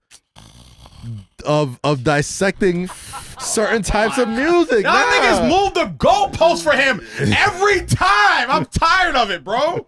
I'm so tired of this shit. You know we're outside, right? You don't have to. I'm sorry. That's why I said we should have did this shit in the basement. It's outside. No, it's fine. It's fine. We're good. We're good, people. Tired It's all of right. it. And No, I love so- Drake, bro. Yeah, Drake is one of my favorite artists. and mine too. I love But Drake. To say he Ready has to no. Die, a classic. Okay. No Way Out, a classic. So Call let me. the All right, so World, let me ask you. a classic. So let me ask you. Let me All ask you. right. Let me ask All you. right. Let me ask you just Dark and a Hell is not a classic. honest question. All right. Hardcore, Lil Kim, classic. Go ahead. An artist who has been this dominant Okay. for this long, Yes. who literally has no precedent. Mhm. Like there's no precedent for Drake. Okay. Like nobody has done what he's done for this long, this successfully, Totally understand. this prolifically Totally understand. in music history. Oh yeah, I'm Longer sorry. than College Kanye. graduate. I mean college. I think college Drake's- dropout. I think Classic. Drake's been more dominant longer than Kanye. Well, Kanye had that Drake's- 3-album run. Drake's definitely been more prolific than Kanye. Yeah. Definitely more prolific was than asking. Kanye. Prolific and Like he's put out way? more in a similar amount of time.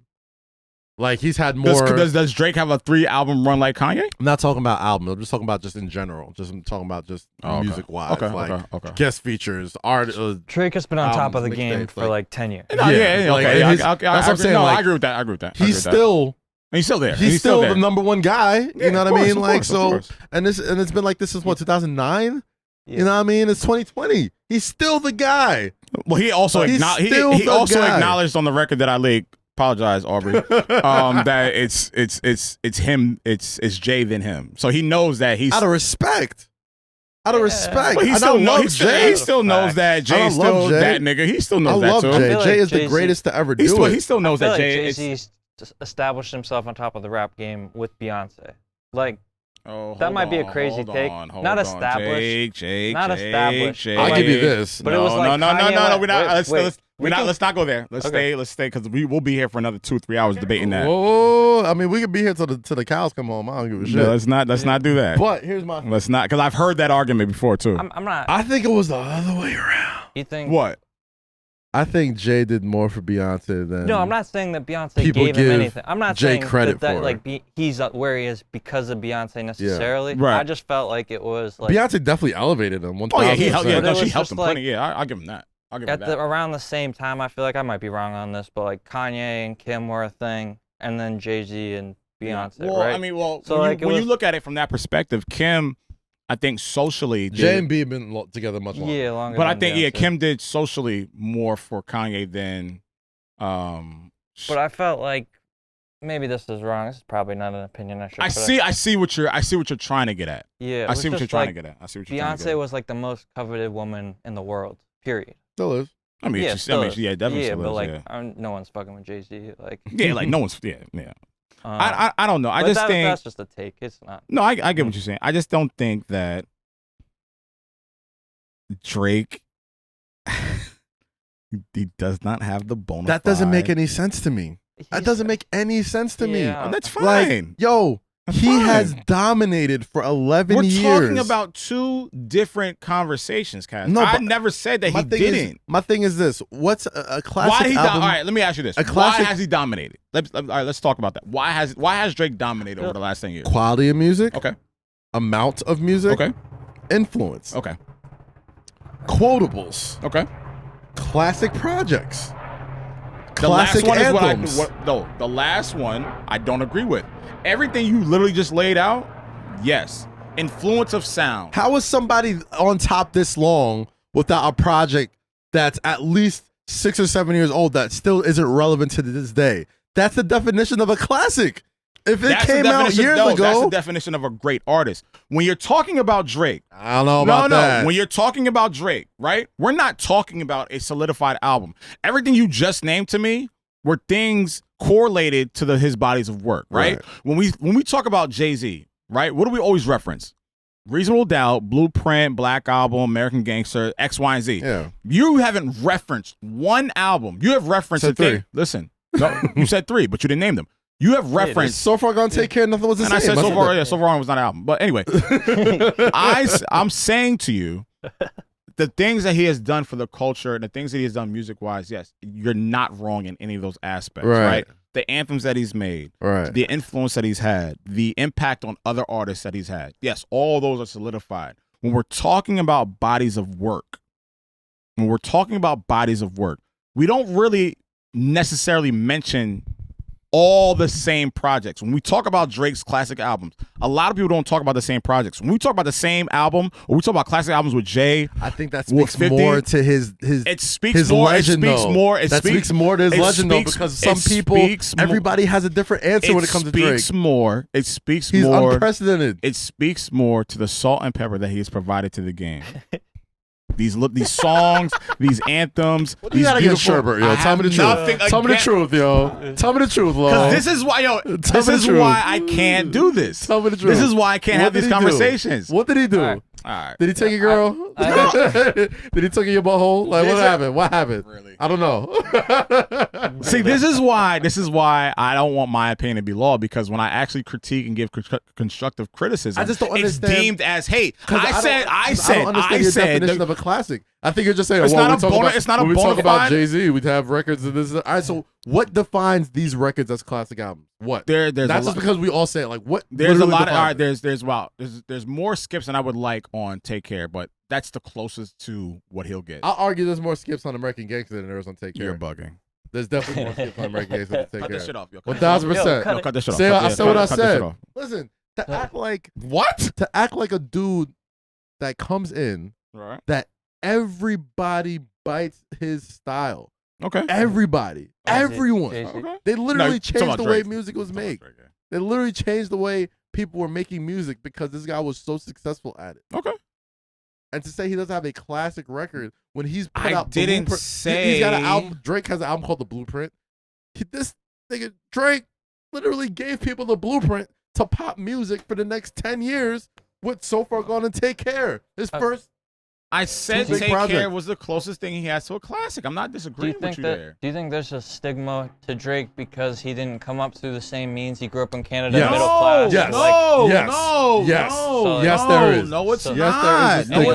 Yes, there is a stigma. So if it was a stigma, if it was a stigma, we wouldn't be talking about this thing right now. Right. If it was a stigma, no, we wouldn't be talking about it. Every time we always talk about him, how great he is, about what he does, about what his impact has been, what he has contributed to the culture. That's not the conversation here. I'm referring back to the conversation me and Ebro had in the Deska. We said he does not have a hip hop bona fide classic. And if that makes it seem like I'm hating, then cool, call me a hater. But I don't understand what defines a hip hop bona fide. Listen to Reasonable Doubt. No, fuck Listen to reasonable Get Rich or doubt. Die Trying. Fuck that. It's Fuck that. hip-hop. Fuck I think that. it's for the Fuck that. old It doesn't make any sense. Classic. You need to understand. The definition of a classic. This is why the definition of a classic is if somebody drops something, and then I hear it 10 years later, and it's either still just as relevant 10 years later, or it brings me back to a place. This is why I'm saying Take Care is one of those projects. This is why I said that. But it's all subjective. Like, of course, that's what I keep saying. All music is subjective. This is why I don't want my opinion to be law, because now me and him are arguing on his fucking front porch. Listen, all I'm saying is, when it comes to classics, I'm listening. The blog era, for some reason, we're almost too like fucking judgmental. Like we're almost too like we don't give any of our blog era like legends. We'll call them legends now. They're classic dudes. So you mean just classic albums just stopped in the year 2001? No, exactly. But why to a whole generation of people? But also, also our ears are different. Like hold on. I'm like, come on, hold on. All ears are different. All ears are different. All I'm saying is, when it comes, all ears are very different, Kaz. Come on. So okay, you know that blog era, right? Let's talk about it. Okay. Let's talk about the classics of the blog era. Then. All right, go ahead, lead it off. Drake, Off Rip, So Far Gone, Take Care. Nothing Was the Same. If I had my mics, they'd all get 5 from me. I tried to push for 5 mics for Take Care when it dropped. How many people choose the mics? Like, is it like a? It was a committee. It's like usually the person who would write the review would like suggest something. We'd bring it to the table, like, yo, I think this is a 5, and then we'd all have to like put in our 2 cents, and you know, it would be like some fucking tribunal shit. Right. Honestly, like there was a couple of albums. Damn. Now that I think about it, there was a time, if I remember correctly, the cover we had was Rick Ross and Wiz Khalifa in 2010. That's when Ross was trying to sign Wiz, right?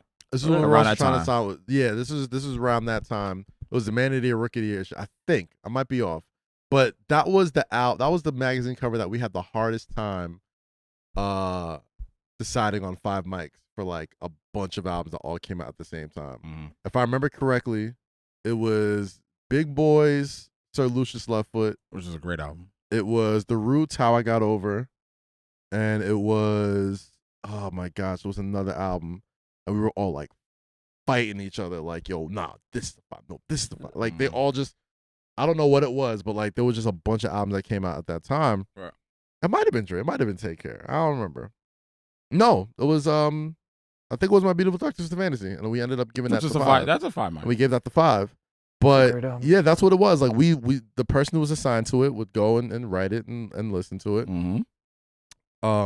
We'd bring it to the table like, yo, I think this is, you know, if it was like a 3.5, 4, all right, cool, great. 4, 2, great. If it was 4.5, 5, it was a group discussion before. Committee had to talk about before it went to print, and those were some heated debate, knockdown, drag fighting, out. Yeah. Oh, it was Blueprint 3. Blueprint 3, we got 4. That's not. It was 4 mics. That wasn't a classic. No. But you know, people made the arguments for it, and you know what? I think Blueprint 3 aged quite well. If you go back and look at that track list, it's a good. I think it aged. I don't think I wouldn't give it 5 mics, but it did. It aged better than I thought it would. I think Blueprint 3 is a blog era classic. No, I think it is. No, it's not. Yo, the album, it had Kid Cudi, Kanye West, Rihanna, Drake, give a fuck Jeezy, about those features. Swizz Beats. Like, look at the records that's on Blueprint 3 though. Like, when you sit there and really think about it, if we're measuring, are we measuring his body of work against? We're not when talking. It came? That's the thing. We can't do that. We can't do that. We can't do that. We can't judge a rapper by his old work when it comes to mic rating. So we're measuring about what's.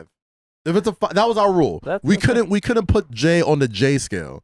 It was the scale of everything. Yeah. So if it was a 5 against everyone, yes. Then everything everything Jay puts out is a classic compared to what niggas is doing. That's not what I'm saying. That's not what I'm saying. Okay, what are you saying? I'm sorry. That's not what I'm saying. What I'm saying is, when it comes to putting out records and putting out certain albums, certain artists, we kind of like put them in.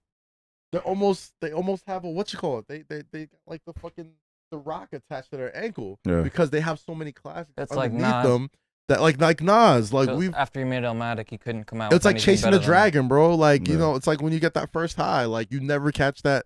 You don't catch that wave. Yeah, you never catch that same feeling you got the first time you got high. That's what they call chasing the dragon. And that's what they've been saying. Nas has been chasing the dragon his whole career. Ever since Illmatic dropped, he's been trying to chase that same feeling. He got it close where it was written. He got close again with Stillmatic, but like he never really got that. Yeah. You know what I'm saying? And I think that's fucked up because certain, reviewers, certain like cultural influencers, they always held certain artists' greatness against them. And I didn't think that was fair. Okay. I feel like if somebody like Jay-Z puts out Blueprint 3, just because it's not Blueprint 1, doesn't mean it's not an album I'm not going to like remember and revere over time. Right. Like, was Jay rapping his ass off on that shit? 10 years later. 10 years? It's like, the album's 10 years old. I'll take it. It's got classic. That's what Empire State of Mind on it as well. Yeah. On to the next one. That was his first. That was his first number one record ever. Yeah. No, second. Next to Hard Knock Life. Okay. Yeah, but like that was the second one since then. It was like But I will say this, Volume 1 is better than Blueprint 3. I mean, I won't argue with you with that, but that's my point. That's my point, though. You can't. No, you can't. All right, Blueprint 3 is better than Volume 1. It's really not. I said it. Really, American Gangster is better than Blueprint 3. Volume 1 is better than Blueprint 3. I give you that. No, you don't have to give it to me. Like, it is what it is. I give you that. I think people don't. I think people don't give Blueprint 3. It's subjective. I think people don't give Blueprint 3. Our opinion's not fucking law. You can't. It is law. It's not law. It is when it comes to the blog era law. Listen to me. Listen to me. You can't do this. Listen to me. Do you understand that there was people before you? Before you got into this music game that decided what were classic albums to you. Right. And you know that people after us are going to look to you and be like, what were the classics of our era, the classics of our day? And if you don't have no, exactly. To me. Because you lived it. You were there. You knew when this shit's capped. The motherfuckers don't know about not Till the Casket drops. Hell Hath No Fury. Yeah. People call that a classic when it dropped. Okay. Is it still a classic to you? Yes. All right then. To me. You just said to me. You literally just said to me. I love American Cheese. To me, it's so good. I got ridiculed the other night because I didn't eat provolone. The fuck is provolone? You see what I'm... Y'all are proving my fucking point right now. I'm with you. Insanely. Provolone's I like what I like. And I will never shame or disrespect or look anybody in the face or talk down to anybody. You never had no melted provolone? Bro, give me American cheese. Your chim-chim? Give me eggnog, American cheese. So give me a blog era classics. Fuck the cheese, bro. Blog era classics. Blog era classics. Yeah. From 2007 to 2000. Pac Div Church League Champions is a classic. Look at you. Look. I'm listening to you. What else? But this is what I'm... All right. Big Sean's Finally Famous, I think it was a volume 1. Okay. One of those. Okay. Charles Hamilton. Okay. Shit, the first one he did with Charles Hamilton as a classic album. First, to me, what he did with DJ Ski. This is what I'm. Shout out DJ Ski. Shout out DJ Ski. This is what I'm. This is my point, Kaz. This is my point. All right, I'll give you my blog era classics. Go ahead. I already said the Drake one. Yeah. Wale Ambition. Okay. Yeah. I won't dispute that. Big Sean Dark Sky Paradise. Yes. J. Cole. The warm up. That was a mixtape. Friday Night Lights. Yes. Warm up. Warm up. No. That was a mixtape. The warm up. Friday Night Lights. Yes. Warm up. No. Warm up. I thought that was Friday my Night Lights. J. Cole work. Out of the two, Friday Night Lights is my classic. Gosh, what was the Born Sinner? No. Born Sinner. Not a classic. Yes, it is. It's not a classic. And to who? Whatever. Okay, Born cool. Sinner. Classic. What was the third album? Born Sinner. To me. What was the third J. Cole album? Was it Forest Hills Drive? Forest Hills Drive. Yes. Classic. Yeah. All right. Yeah. Classic. Yes, Yeah. People like that a lot. What else? Kendrick Lamar. Section 80. Yes. I don't. Here we go. Yeah, here we go. Because I already know where you're going. Go ahead. Line it up. Oh, it's to you though, right? Yo, it's to you though, right? Don't say it. Kendrick got 4 undeniable. He does not have classics. 4 undeniable. No, he doesn't. Section 80. He has 2 undeniable. Good Kid, Mad City. Yes. Fucking To Pimp a Butterfly. That is situational for one. Damn. Pulitzer Prize winning. Damn, To Pimp a Butterfly. Situational. Fucking amazing. Yeah. Good Kid, Mad City. Fucking amazing. Section 80. Fucking amazing. Yeah. 4 undeniable classics. 2. And listen, Punch, don't tripping. Punch, don't get mad because I know Punch gonna tweet me probably on Tuesday like, Really, my nigga? For undeniable, punch. bro. I love you, my nigga. Don't do me like that. Undeniable. He definitely has two. A kid named Cudi. Classic. What was on there? That was Day and Night. Okay, yeah. Okay, all right. Man on the Moon. Was it Man on the Moon? No, Man on the Moon was the Yeah. name of the No, album. Man on the Moon was the Moon. first album. Yeah. Man on the Moon, I like that one better. Okay. Yeah, Man on the Moon was a classic. Okay. All right. Let me see. Wiz have any classics? Oh yeah. Oh yeah. Cushion Orange Juice. Cushion Orange Juice classic. Flight School. That's blog era. Flight School classic. No, How Fly. My fault. How Fly with Currency. That was good. Taylor Alderdice. Taylor Alderdice is my Classic. favorite Wiz project. Classic.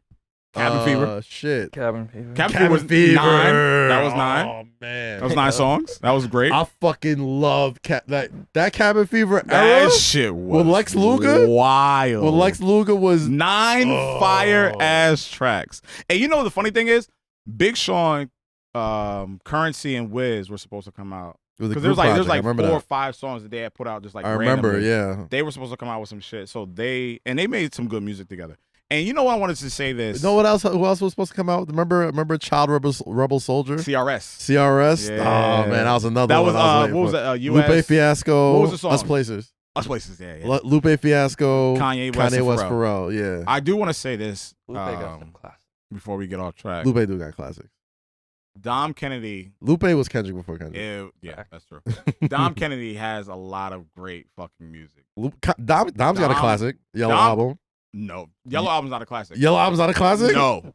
Yellow Album's not a classic? From the West Side with Love 2. Yellow It's not a classic.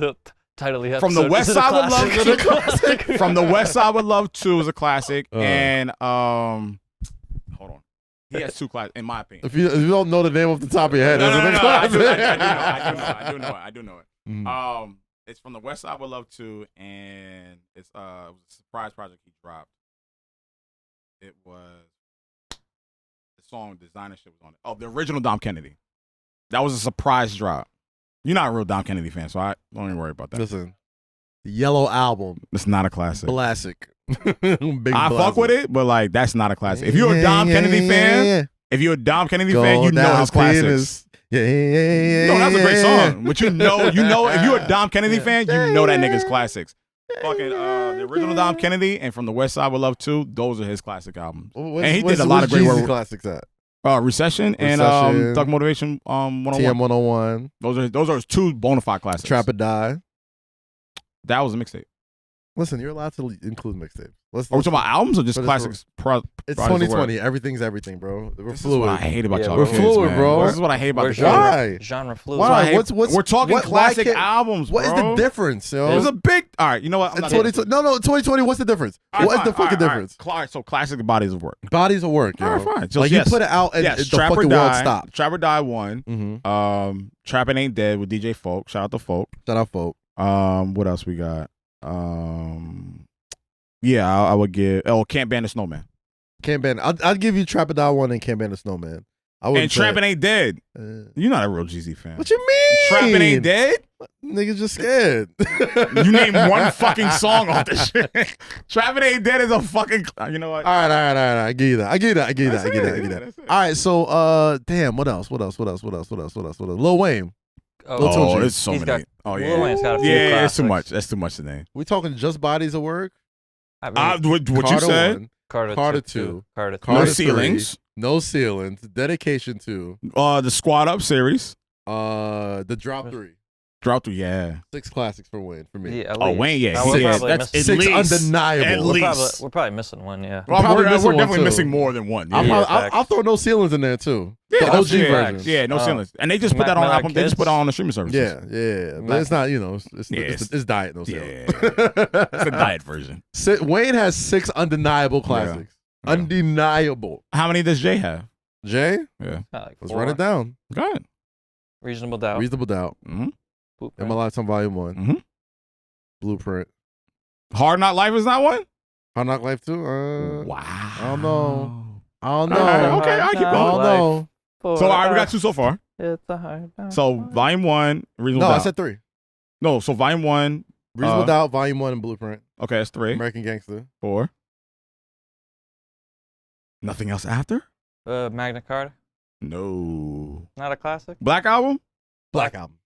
5. I don't consider that a classic. You don't think Black Album's a classic? I don't. Black For Album's some classic. reason, I don't. Black Album is a classic. For some reason, I The don't. Black Album is a classic. Wait, I meant So that's Watch 5? the Throne. I meant Watch the Throne.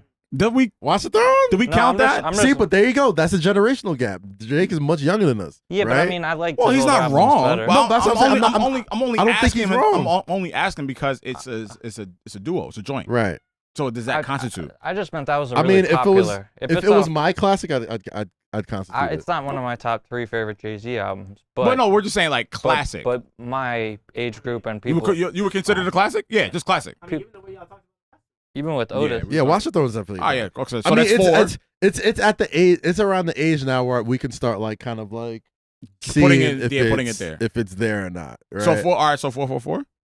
I think I put it there. Is it aging well for you? I think it is. It absolutely is. It was definitely my first grown man rap album. So is mine. Is that? I know there's gonna be a bunch of old heads like, oh my god, that's different. Shut up. Relax. Shut up. Is that aging well for you? Yes, it is. So is that 5? That I think Jay that's has. 6 That's 6. So Jay has 6 classics. to me. Yeah, Not mad at that. 6 classics. Not mad at that. I would. Wayne and Jay got 6 classics Not apiece. mad at that. Not mad Wait, at so that. we talking mixtapes too? S. Carter collection. No. Give me that beat, fool. It's a full-time jack bull. I love S. Yo, I love S. Carter. I don't know. All right, 50 Cent. 2. Okay. Get Rich or Die Trying and Massacre. That's Does it. group albums count? No, Beg for Mercy, that's bro. Not fair. Beg for Mercy. That's not fair. Beg for Mercy, a classic though. So that means we have to give Lloyd and Tony Ayo classic albums. I guess, like collectively. But Beg for Mercy is to me is 1000% a classic. Y'all album. niggas is gonna put respect on that Get Rich or Die Trying soundtrack. Yes. Y'all niggas gonna put respect on that. The air. Yo, no, bro. Y'all gonna put respect on that nigga out. That shit is fire. Window Shopper, Best Friend, Hustler's Ambition. I never took a straight path. Bro, that nigga had joints on there. And you know the funny thing is, and I'm not trying to go like too deep, when T.I. and 50, when T.I. first called out 50, they're doing the verses, right? I don't know if they're doing the verses. Like they keep doing that. Wait, Oh, that's What they- that's one Wait, 50 that I Cent T.I.? really Is want to that what see. it is? They're trying. They're going. They've back been and going forth. back and forth several about that. That's That's And like so when the I think 50 don't want to smoke low key. I agree with you. He always changes the subject. You ain't wrong. You ain't wrong. Anytime people bring up verses, like he always changes the You're subject. not I'm wrong. like, yo, like, yo, 50, But God, when just that conversation first happened, I said, all right, 50 has Get Rich or Die Trying, excluding mixtapes. We're not even counting mixtapes. I said 50, he has Get Rich or Die Trying. He has a Massacre.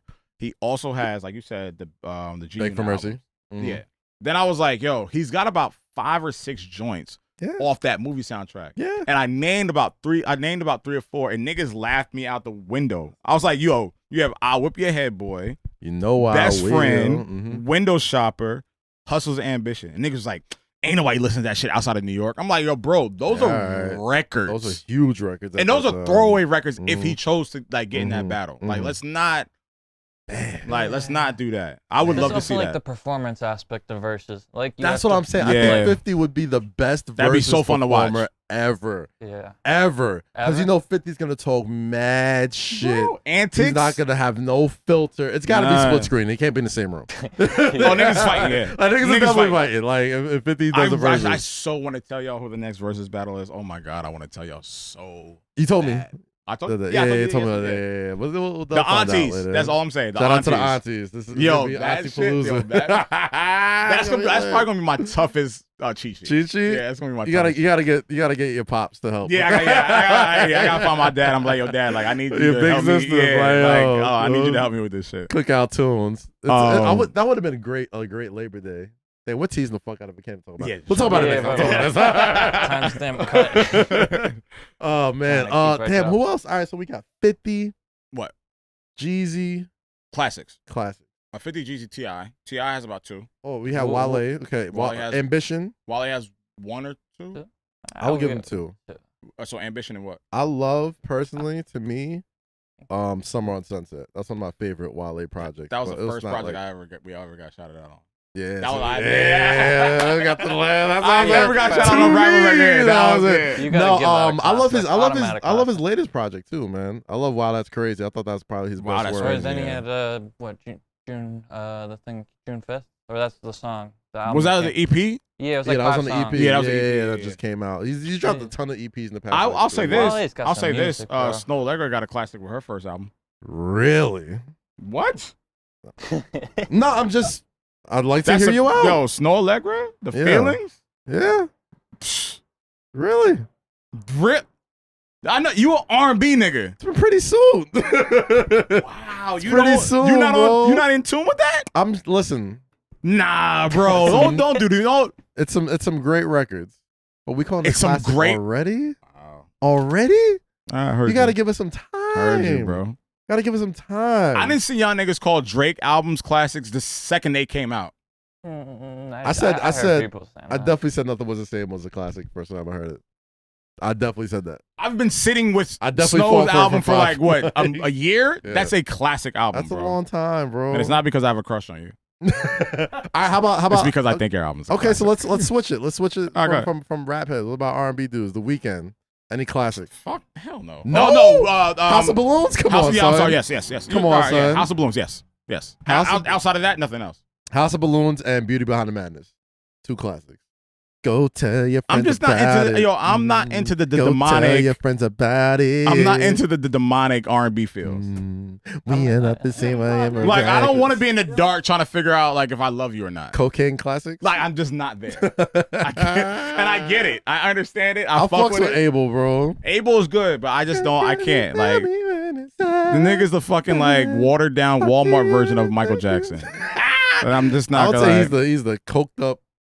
Sure, bro, like you're not lying. Cooked up version in the butt. Nah. He's like the No, I'll coked up fucks version with- of Michael and Prince. Oh, all right, thanks, Light. I fucks with Abel. I bro. fucks with Abel, yeah. All right, but what like when about, I'm in fucking like when it's 3 o'clock in the morning and I'm trying to like be toxic, yeah, I'll throw it on. Yes, Future got classic. Oh, here Dirty we go with Sprite this 2? shit. Dirty Sprite 2. Yeah. Dirty Sprite 2, DS2, absolutely. yeah, DS2. Absolutely. I think that's his undeniable. It's undeniable. Yeah, I just DS2. fucked your bitch. Niggas was dressing up as Nah, Gucci he was wilding. flip-flops. No, Future was wilding on that project. Future, yeah. He was wilding.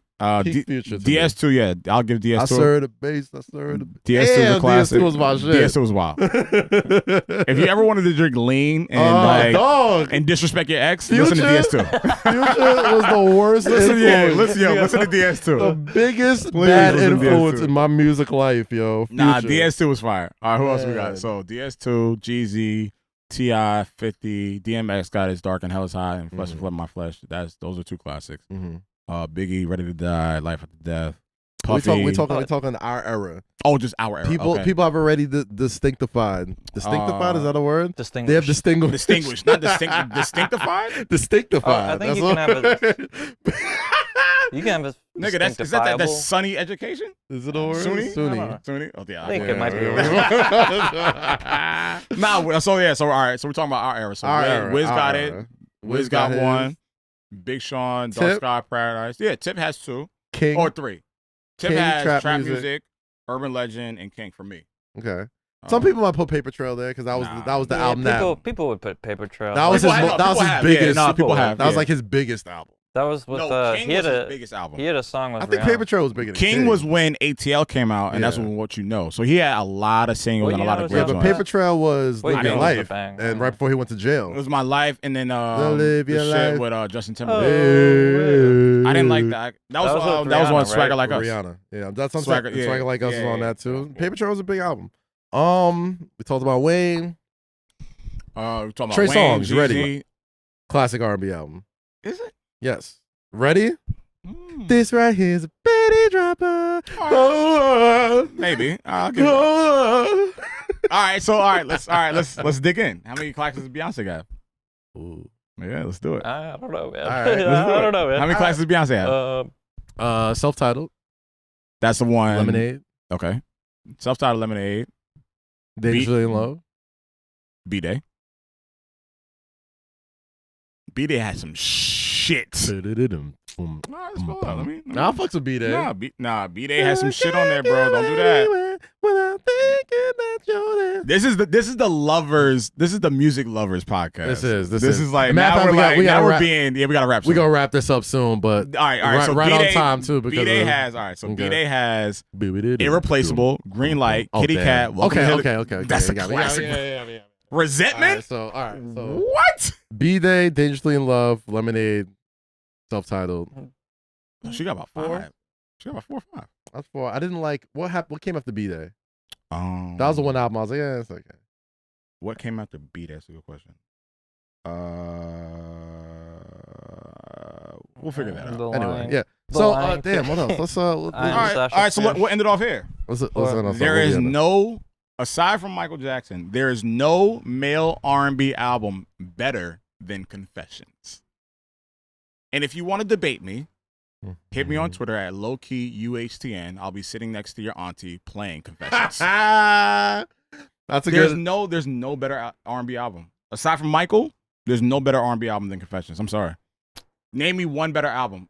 No, don't name me Michael. Don't name me Stevie. Don't name me Prince. Name me a better R&B album than Confessions from a male R&B artist. And the only person you might be able to name is Bobby Brown. Name me somebody. I don't know. You feel me? I mean, I wasn't even gonna go there. Marvin Gaye. That's a pretty undeniable album. Like that's as classic. Name me a better R&B album from a male artist than Confessions. That's classic. What's Going On by Marvin Gaye or something? Is that an album or a song? Album. Okay. I was about to say real. I mean, if there's a podcast we can discuss it at. Yo. I mean, Nelly, yo. This is a safe place. Stop. Boom, boom, boom. Kaz.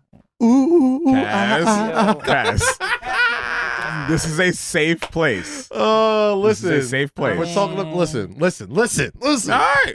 This is why it hurts me when we talked about this a lot. Are we still going to light? How are we going to light? We got like 10 minutes, 5 minutes? It's very dark? All right, fuck it. You'll be listening to this anyway.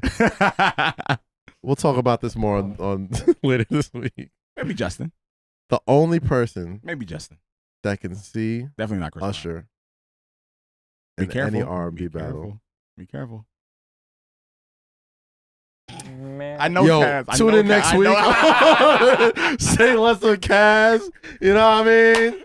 Make sure you subscribe to everywhere you listen to podcasts, Apple, Spotify, Google. Make sure you I hope you have a wonderful Labor Day. Yes. Fucking relax. Take a load off. I know it's been a shitty year. Yeah. I know summer ain't been as summery as possible, but we doing the best we can, man. I hope you're safe out there. Right. Thank you for tuning in. YouTube.com/Kazim. My name is Kaz. That's Lowkey. Yeah. Eden behind the boards. Jake on the right. I'm Jake. Like we say each and every week, I'm feeling on your... No, I'm just kidding. Stay free, stay safe, and always, always, always say less. Because we're in a residential, wear your fucking mask.